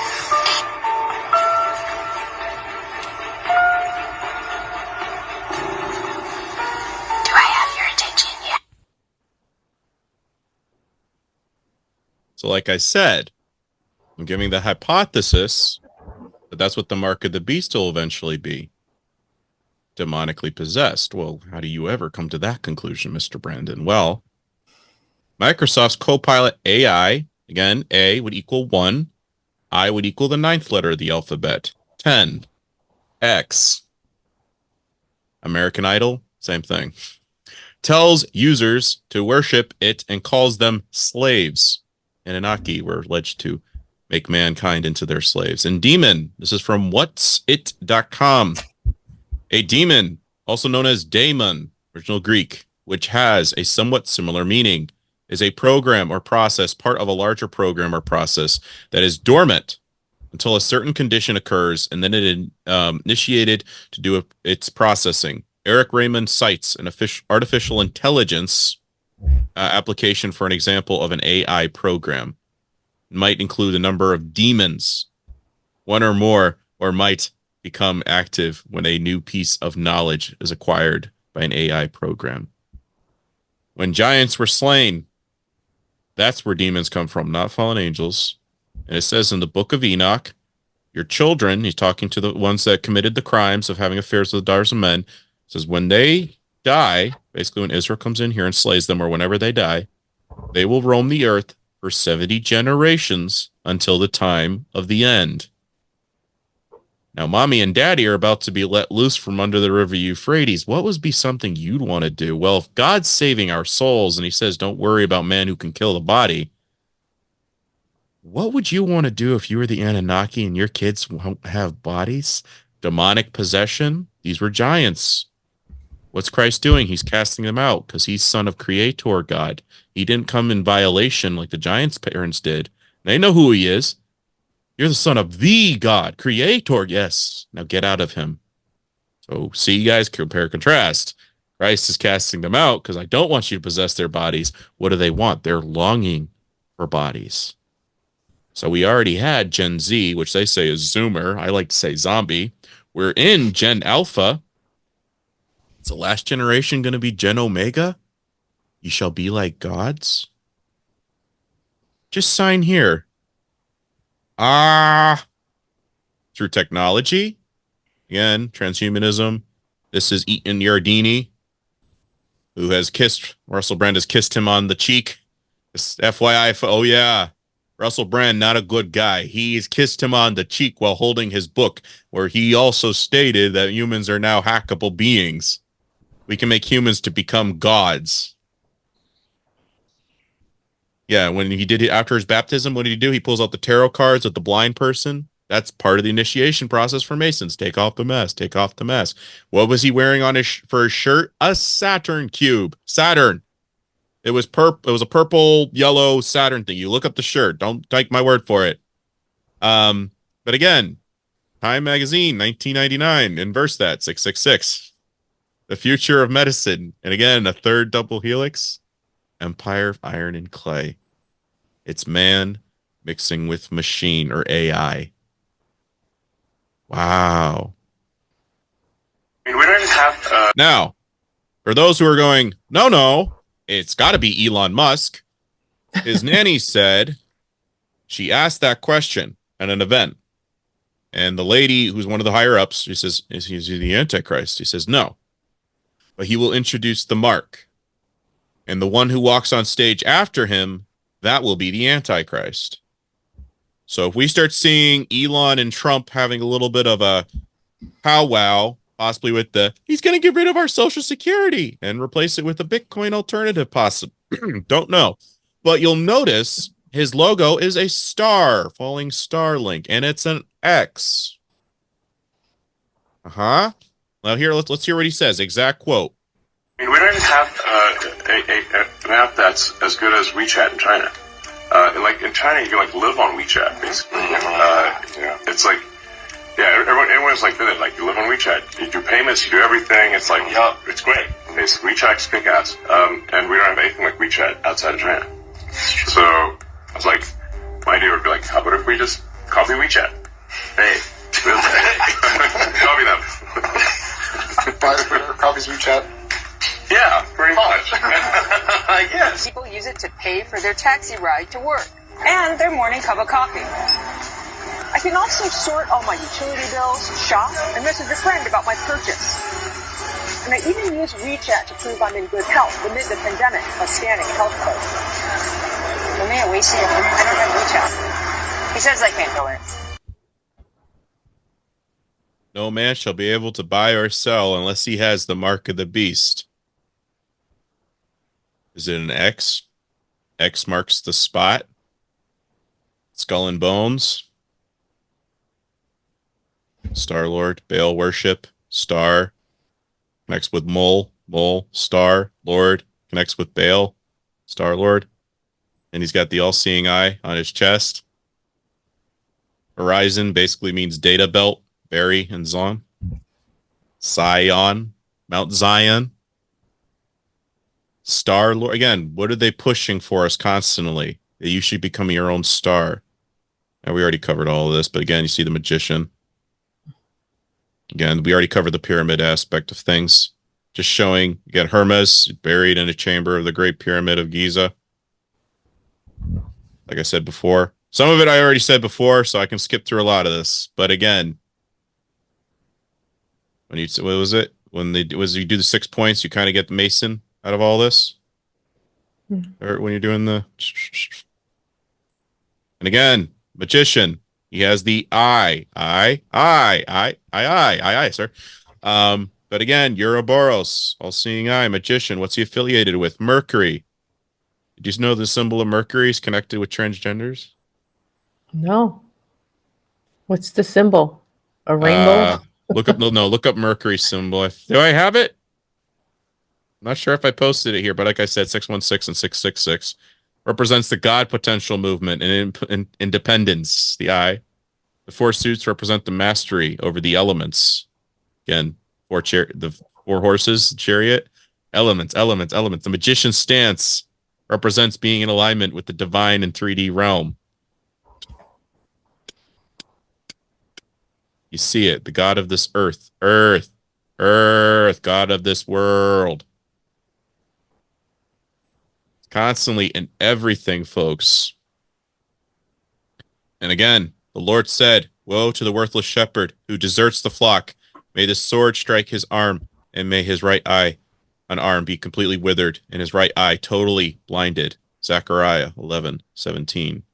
iPhone, cell phone. Did you know that CERN? Yes. No. CERN gave us our internet. Okay, I heard about that. Yes. Yep.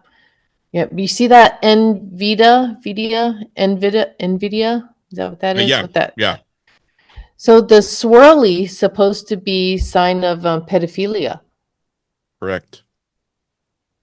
And again, that's strange. What I'm telling people is like the baddies, your God conscious movements, are the ones who brought the pandemic. The baddies are the part of the God consciousness movement. So question, if I'm showing you visually that this is what the baddies are going for, this is their end game, I've showed you the counterfeit, why in the world would you still think that they're the good guys or you can ascend on your own? I do not understand that line of thinking. It's terrifying. It is. So now I've built a heavy case for Trump. Come on, Brandon. I don't buy it. I could show you a lot more scary things that he said it's time to bring back the death penalty for anti-Semitism. But we're not going to go there. We're going to instead show what his spiritual advisor, Paula White, has posted for his campaign of 2024. By the way, her name is Paula White something Kane. Kane, the guy that possibly made the deal. That's his spirit. Okay, let's see what they have here for this wonderful trailer.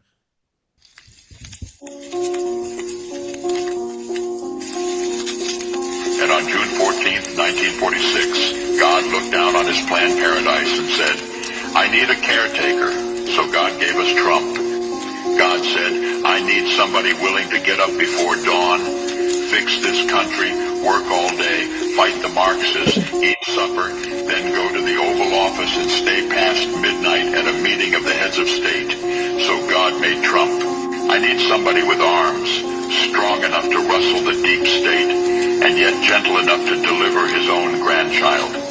Somebody to ruffle the feathers, tame cantankerous World Economic Forum, come home hungry, have to wait until the First Lady is done with lunch with friends, then tell the ladies to be sure and come back real soon, and mean it. So God gave us Trump. I need somebody who can shape an axe, but wield a sword, who had the courage to step foot in North Korea, who can make money from the tar of the sand, turn liquid to gold, who understands the difference between tariffs and inflation, will finish his 40-hour week by Tuesday noon, but then put in another 72 hours.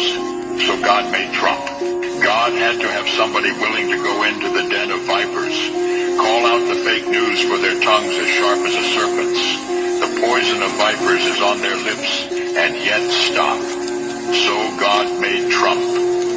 God said, I need somebody who will be strong and courageous, who will not be afraid or terrified of the wolves when they attack, a man who cares for the flock, a shepherd to mankind who won't ever leave nor forsake them.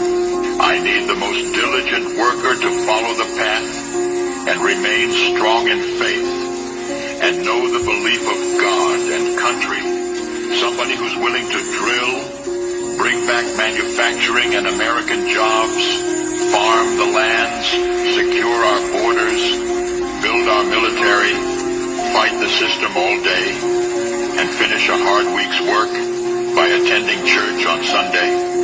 And then his oldest son turns and says, Dad, let's make America great again. Dad, let's build back a country to be the envy of the world again. So God made Trump.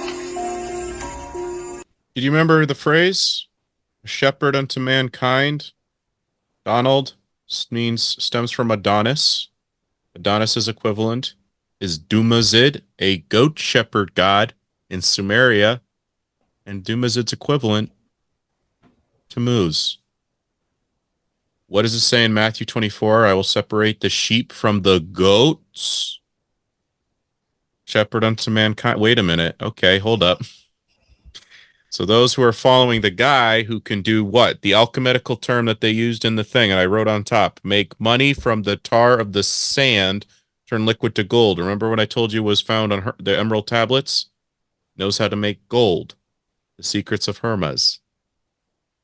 Okay, that's interesting. But like I said, what do we have with the magician? White tunic, red sash.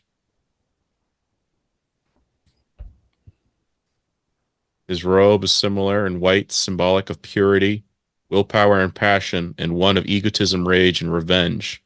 Worldly experience and knowledge. Like I said, world ruler. And to obtrude or to deceive, to one up somebody else. White, red, white, red. And he just sold some shoes. You know what was on those shoes? Wings, Hermes wings, right around the heels, like Hermes has. Again, like I said, to fool. This is, again, Church of Satan website. MAGA, fifth one, highest degree. He became a master mason in 2015. Here it is. This was what I was talking about. Sometimes I say things and I didn't even realize I put it in the presentation. There we go. The world in 2017, you have Trump sitting there. I think that it is a caduceus staff in his hand, sitting on top of the world. You have over here the blind. Remember, this is the card that Mr. Russell Brand I just referred to. And the Ouroboros right over his head, sitting right under Trump. And on top, you have Trump sitting on a white horse. Interesting. Some call it the tower struck by lightning. The French call it La Maison d'Il. Bibliophiles refer to it as Nimrod's Tower. The Tower of Babel. But by whatever name it is known, it is number 16 on the tarot trumps, and a card of ill omen that has nothing to do with Donald Trump, but just weird, since it depicts ruin. In occult lore, what this card portends is told the story of Nimrod, that mighty king of old, lord of Surveyed, the magnificent archer, who could bend the bow like Nimrod. None was mightier than Nimrod in his with his captive kingdoms, physical prowess and power. Nimrod is any one of us when we get above ourselves and need cutting down to size. He is also any nation which thinks he can conquer the world, just as Nimrod met his nemesis, or a conquerable, unforeseen fate, so we can the overweening or presumptuous meet theirs. Let me first tell the story of Nimrod. And all his pride caused the great tower to be erected, the Tower of Babel, which means the gates of the angels or portal of the gods. Thousands of slaves toiled many hours to erect Babel, the tower that was also nearly to reach the heaven, in order that Nimrod, the mighty archer, could shoot an arrow into the rainbow, which, according to scriptures, encircled the throne of God. When he thought the tower was high enough, Nimrod went up with his court, fitted with an arrow and bow, and aimed it at a patch of blue sky with the heavenly clouds. The arrow sped upwards, and in the moment the tower Babel crumbled to the dust. Nimrod and those who had built the tower had their tongues confounded. In other words, each man spoke in a different language, and no one could understand his neighbor. Since that day, so the story goes, there have been many languages throughout the world, whereas previously there had only been one. Day of Pentecost, what happens? Everyone hears the gospel in their own tongue. Tower of Babel, everybody's separated and it's divided into different nations. You see it painted already there. But I'm just finding that interesting that is right before Judgment card with Trump on the depiction there. So it kind of makes me go, mm-hmm. Again, they Economics magazine of 2022-23, they have Trump affiliated with a dove. They're constantly affiliating him with a dove, a dove, a dove. I was like, well, World War III occurs. Somebody would have to bring about peace. I wonder who that would be. Was it the guy who had a whole administration without any wars? He's Jerusalem's prince in a Israeli pop song. He's known as Jerusalem's prince, and bringer of peace, basically. What is AI ultimately? We'll become like gods. Hermes' name roughly translates to His Highness, the hero of divine ordinances of eternal youth. Same lie, the Garden of Eden to today, is that you shall ascend. You don't need God. Let's see. We're almost wrapping up. I'm just showing the logo. Is IHS as a solo logo, the monogram of Jesus, Savior, and Men. The illusion mysteries symbolize the ancient Greek god Lacus, later called Bacchus, on the emblem of three nails, when the Hebrew means Yav or Vav. In the Hebrew gematria, Vav equals the number of 6 and literally means nail. The three of them make 666. In addition, 36 rays of the sunburst contain the hidden 666. Then the sum of the first numbers 36 equal 666. All these symbols are depicted on the black sun. That includes the glyph of Saturn. Taken all together, the Jesuit seal represents the dark Luciferian. Black cube Saturn worship 666 again. Number of the beast. Saturn cube. Black conical cube. If you're wondering how it all interconnected, I know we're kind of getting along. We're wrapping up, though, I promise. But, fun fact, when you look here, this is from their pages. What does it ultimately mean? Sun equals positive energy. Moon equals negative cathode. Cathedral, Catholic. Known as the Universal Church. Moon worship. And again, I'm not going to read this whole thing, but basically Allah's name, when you get over here, translated to moon god and affiliated with that worship. Like we already showed with the hats. The yeah, this is what it all comes down to.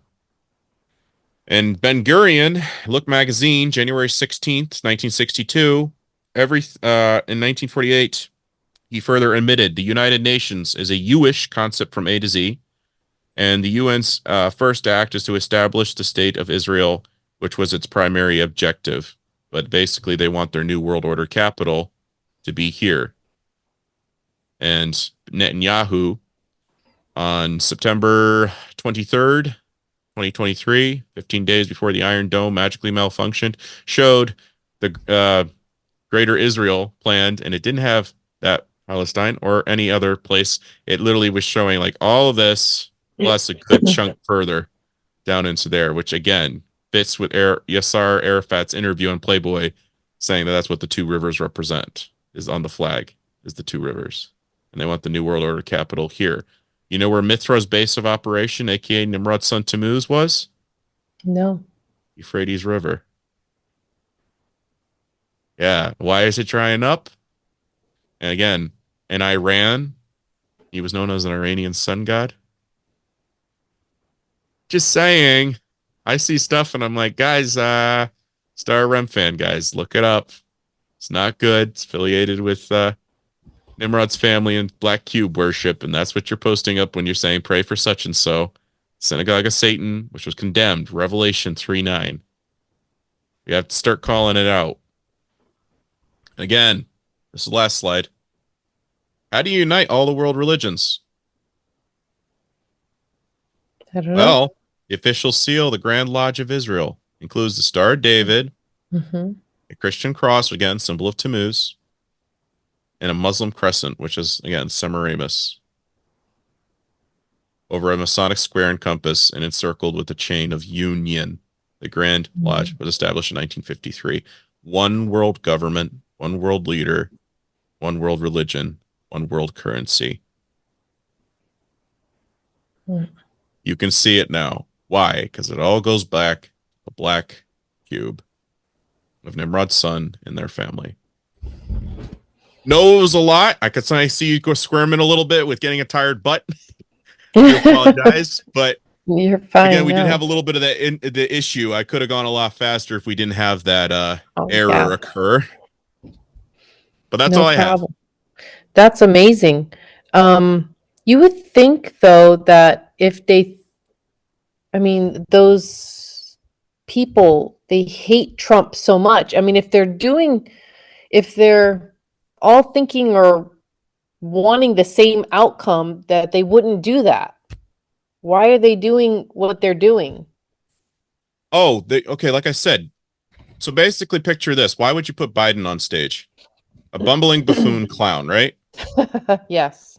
So look at it this way. So think of it as a circus, and the magician just came out.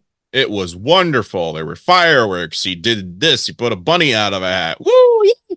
And then you get the stupid clown. Blah, blah, blah. Oh, come on. You start throwing your rotten eggs and tomatoes. And you're like, bring back the magician. Bring back the magician. And again, they've actually used the phrase the magic wand to make all that debt go away. Again, MAGA means magician. So what happens? Come on, give us the one we want. Give us Barack. give us our guy. Give us the one we want. Okay, we'll give you the one we want. And again, I typed into AI, Bing generator, election results, 2024, and I think I put like vice president. Shows 4 horses over the White House. And a guy very similar built to Trump, even though somebody tried to tell me it was Clinton, riding towards the White House, and over the 4 horses was a white dragon. And I was like, ah, That's weird. You type that into AI or like Chat GBT? Oh my yeah. Just God. tell me the election, and I didn't put Trump's name. I Right. swear, I've shown the screenshot. I didn't doctor it. They won't let me do that. You can't put people's names because of all that's going on these days. So the fact that artificial intelligence, and I'll go on, some of the other ones were because they can't put the exact name, they put T4UMP. What is that? And it was AI's version of, oh, it's Trump. How do you know? And every single image looked like Trump. Wow. That I'm is like, so, crazy. well, here's the thing. We have 365 days out of the year. It used to be 13-month moon cycles. That's what we based it off, correct? Mm-hmm. Okay. Let's do some math. 3 plus 6. 8. Put the 148. No, 3 plus 6, not times. Oh. It's 9. And then we have 6 plus 5, 11. Mm. 9/11. Okay, come on. Well, that's just weird. Whatever. 9/11 was coronation day for kings in ancient Israel. Wow. Again, let's break that down. Trihermes, what I say, he's the father of the 3 philosophies. Okay, we have the pyramid, right? Mm-hmm. Triangle, the 3 philosophies. Now you understand that. So that equals 3. 6, Star Remphan, Star David. 3, 6, 5, pentagram. It's the unholy trinity of Babel. 365, 365 days out of the year. Who gave it to us? Catholic Church. They introduced the Gregorian calendar. The Enoch calendar is like, no, that's not, no, but we do that. So, okay, big deal, whatever. Trump was president 45. So 4 plus 5, 9. President 47, 4 plus 7, Oh, 9/11. Well, come on. What about that Isaiah? Again, when they brought the other verses in Isaiah, I was like, it equals 9/11. They've given him awards for being, there was an award that they gave him that basically the phrasing was supposed to be predicting Christ's arrival, but they gave him an award with that verse on it. And it's like, wait a minute. I want to be wrong, but at a certain point, he's affiliating intentionally. When the solar eclipse happened, did you see that thing that he posted with him coming up? Yeah, it was like the bat signal, and he's had himself sitting up erect with the sun shining on him. Really? And I'm like, and he also has a replica of the Ark of the Covenant, Mar-a-Lago. Is it actually the replica? Because I think we could touch it now. Why? Holy Spirit no longer is in the Ark of the Covenant. It's indwelled the saints, those who have discernment. So why are you constantly affiliating yourself with the guy? And again, if people are asleep and they're painting this whole thing, he has to be charismatic, he has to be loved. Here's the thing: if most of the dissidents I've already gotten the miracle juice. It's just a matter of time till they drop dead. If they want to amp up the 5G, they'll drop. Now, like I said, when I played that clip of him saying it's time to bring back the death penalty for anti such and so, the crowd was roaring. He's known in Israeli national news, you can look that up, champion of Noahide laws. What does it say in the Bible? The last days will be like the days of Noah. I wonder if that's all just a coincidence. Like, so I would say within the first 3.5 years, it's going to look great under Mr. T. And then I would question. And my other theory is, what if the two prophets that we're expecting are supposed to be these old men and whatnot? What if it's not them? What if it's real Jews or Hebrews and Christians who've been grafted in through the olive branch tree, doing podcasts and presentations, showing things on social media, prophesying so all the nations can hear, and everybody's ignoring them because prophets don't exist anymore. The hidden manna in Revelation 2:17, again, Manna Daily Podcast, the prophecies of the young men having dreams and visions. Like, guys, how do I know this stuff? I'm still perplexed, but I'm doing it because God's given me a gift for it. But what if that's the thing that everybody's saying, no, no, no? Why? Because we've changed the churches into modern Phariseeism. We're looking at scripture saying, no, that's not the way I interpreted that. But it's like they said the same thing to Christ countless times.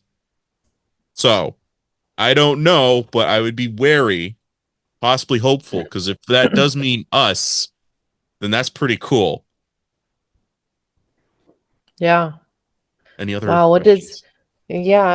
What happens after that then? Because, I mean, he's not going to be able to rule longer than the 4 years because he's already had 4 years. So only 4 years, right?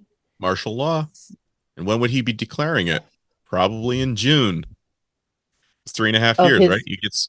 You get sworn in 25, right?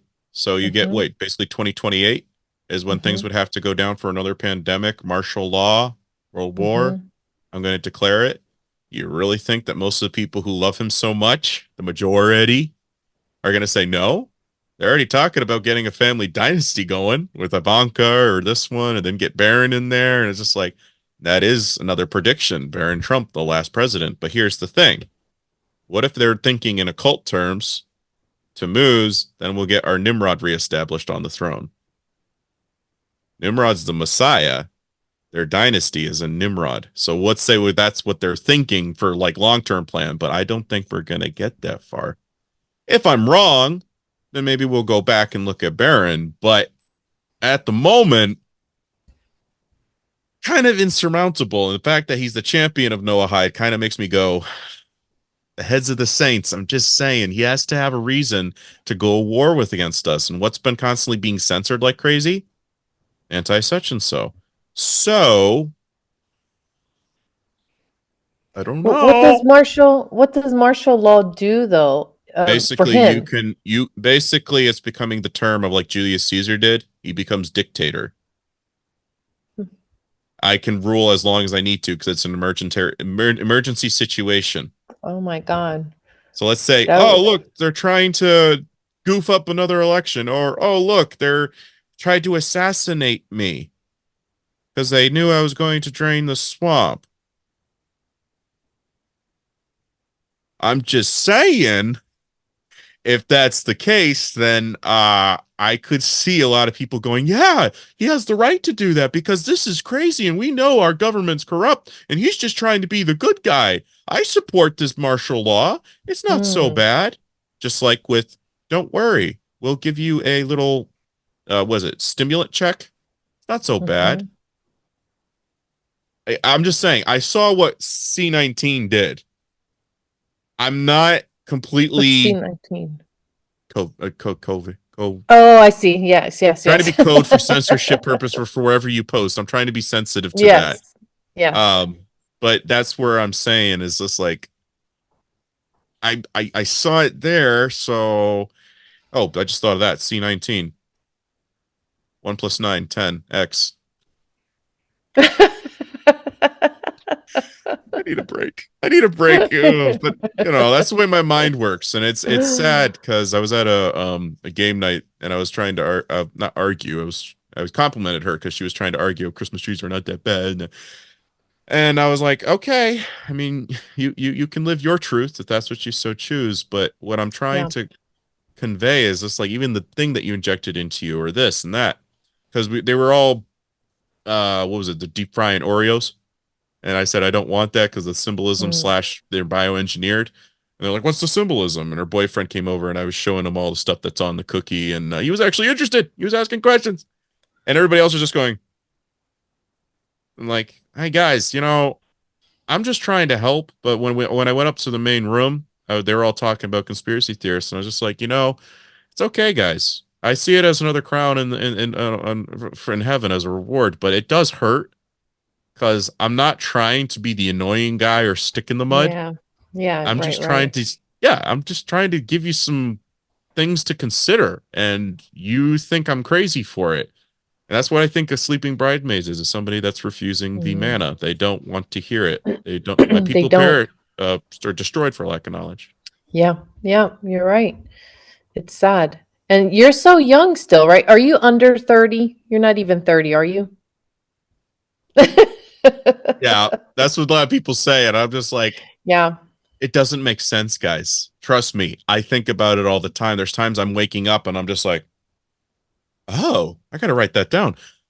Wow. It's weird. And I'm telling people, like, it's not it's not something. Sometimes I'm reading and I'll connect the dots, but then it's just like God raised something, like, look into that, and something will pop up, and I'm just like, or he gives it, like, I'm groggily waking up. I don't have like a full dream, but it's just like, oh, 365. I didn't think about that before. Like, that's literally how I got Wow. that. That's crazy. Oh my God. Uh, Yeah, see, your mind thinks different than everybody else's. I'm it's not a saying blessing that's a and a bad curse. thing. I told people I feel like Monk and Rain Man. Yeah, I can imagine. Yeah, that Yeah, is very difficult, but it's amazing. I mean, I really appreciate everything that you've broken down today. That is really amazing. It really makes you think differently yeah, about everything. I mean, because there's so many different meanings in all the symbols that you showed, yeah. and it's very enlightening. It's truly fascinating, and I really appreciate that. It was really amazing. I'll try to Um, make it shorter next time. I think the interruption that we had made this a lot longer than it should oh have yeah, been. no, that it's So I do fine. No, apologize. I'm trying to make don't. these shorter. This is actually 14 slides shorter than most of my stuff. Wow. I mean, you have so much information. You have to write a book or something. You have to do something. I don't know I, what, but you have to do something. I don't know if there's enough time. I want to, but I'm kind of like, I imagine it's like, know. okay, we're finally getting it published, and it's just like, okay, they just did the blackout. Great. I just lost my, like, we like this thing we just had today. I lose that Yep. whole thing on my computer or my Yep. down. It's just, oh gosh. Oh I gosh. know. I know. I So understand. that's why I tell Well, what people you're doing, sorry. no, what you're doing is amazing. And you do have videos that you show, these little short clips in Yeah. shorter, right? So for our listeners that want to know more about your work and follow what you're doing on your ongoing projects, where can they find you online? With Instagram, you can find me with Krollology, like my last name, lore_101. And I highly recommend Rumble over YouTube, but I have both. Mana Daily Podcast should be easy to find me. I've done other presentations like this. I do appreciate gracious hosts like yourself willing to hear me out. I understand it's lengthy, but like I state, folks, 10 slides on Instagram isn't enough. If you want to just break these podcasts into like an hour, listen, and then come back or review, it's a whole Bible study. I guarantee you. Bring it to your Yeah. pastor. Like, you have a date night. I don't know. Yeah. Yeah, that's amazing. That's great. I mean, you showed up a lot of things and a lot to think about. Thank you so much.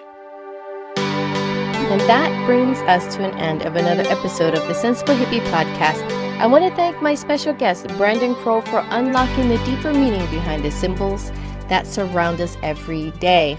Your insights are not only enlightening but also crucial for those of us seeking to understand the layers behind our cultural landscape. So thank you so much, Brandon.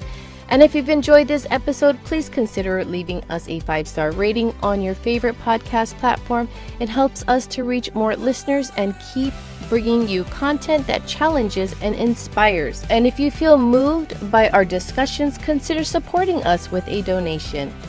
Every contribution helps to continue our journey of discovery and discussions. Remember, in a world that often prefers surface over depth, your willingness to look closer makes all the difference. Keep seeking the hidden and let the truth illuminate your path. Until the next time, stay enlightened, stay curious. Bye.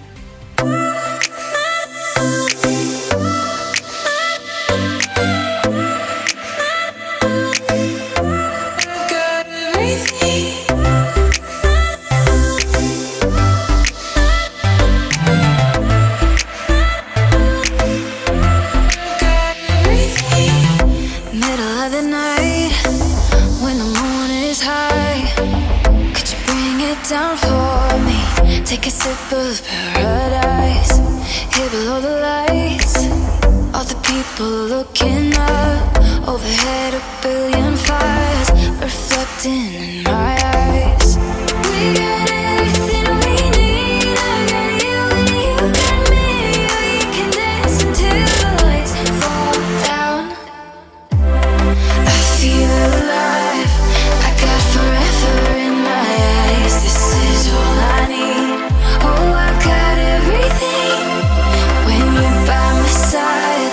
Another ultraviolet night. This is all I need. Oh, I got everything.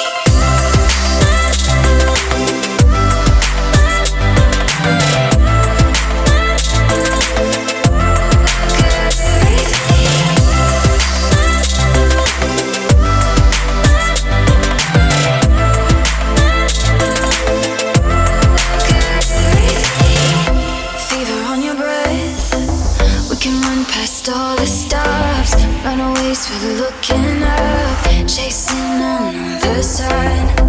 Oh, we do it right, soaking up the painted sky. Overhead a billion fires, reflecting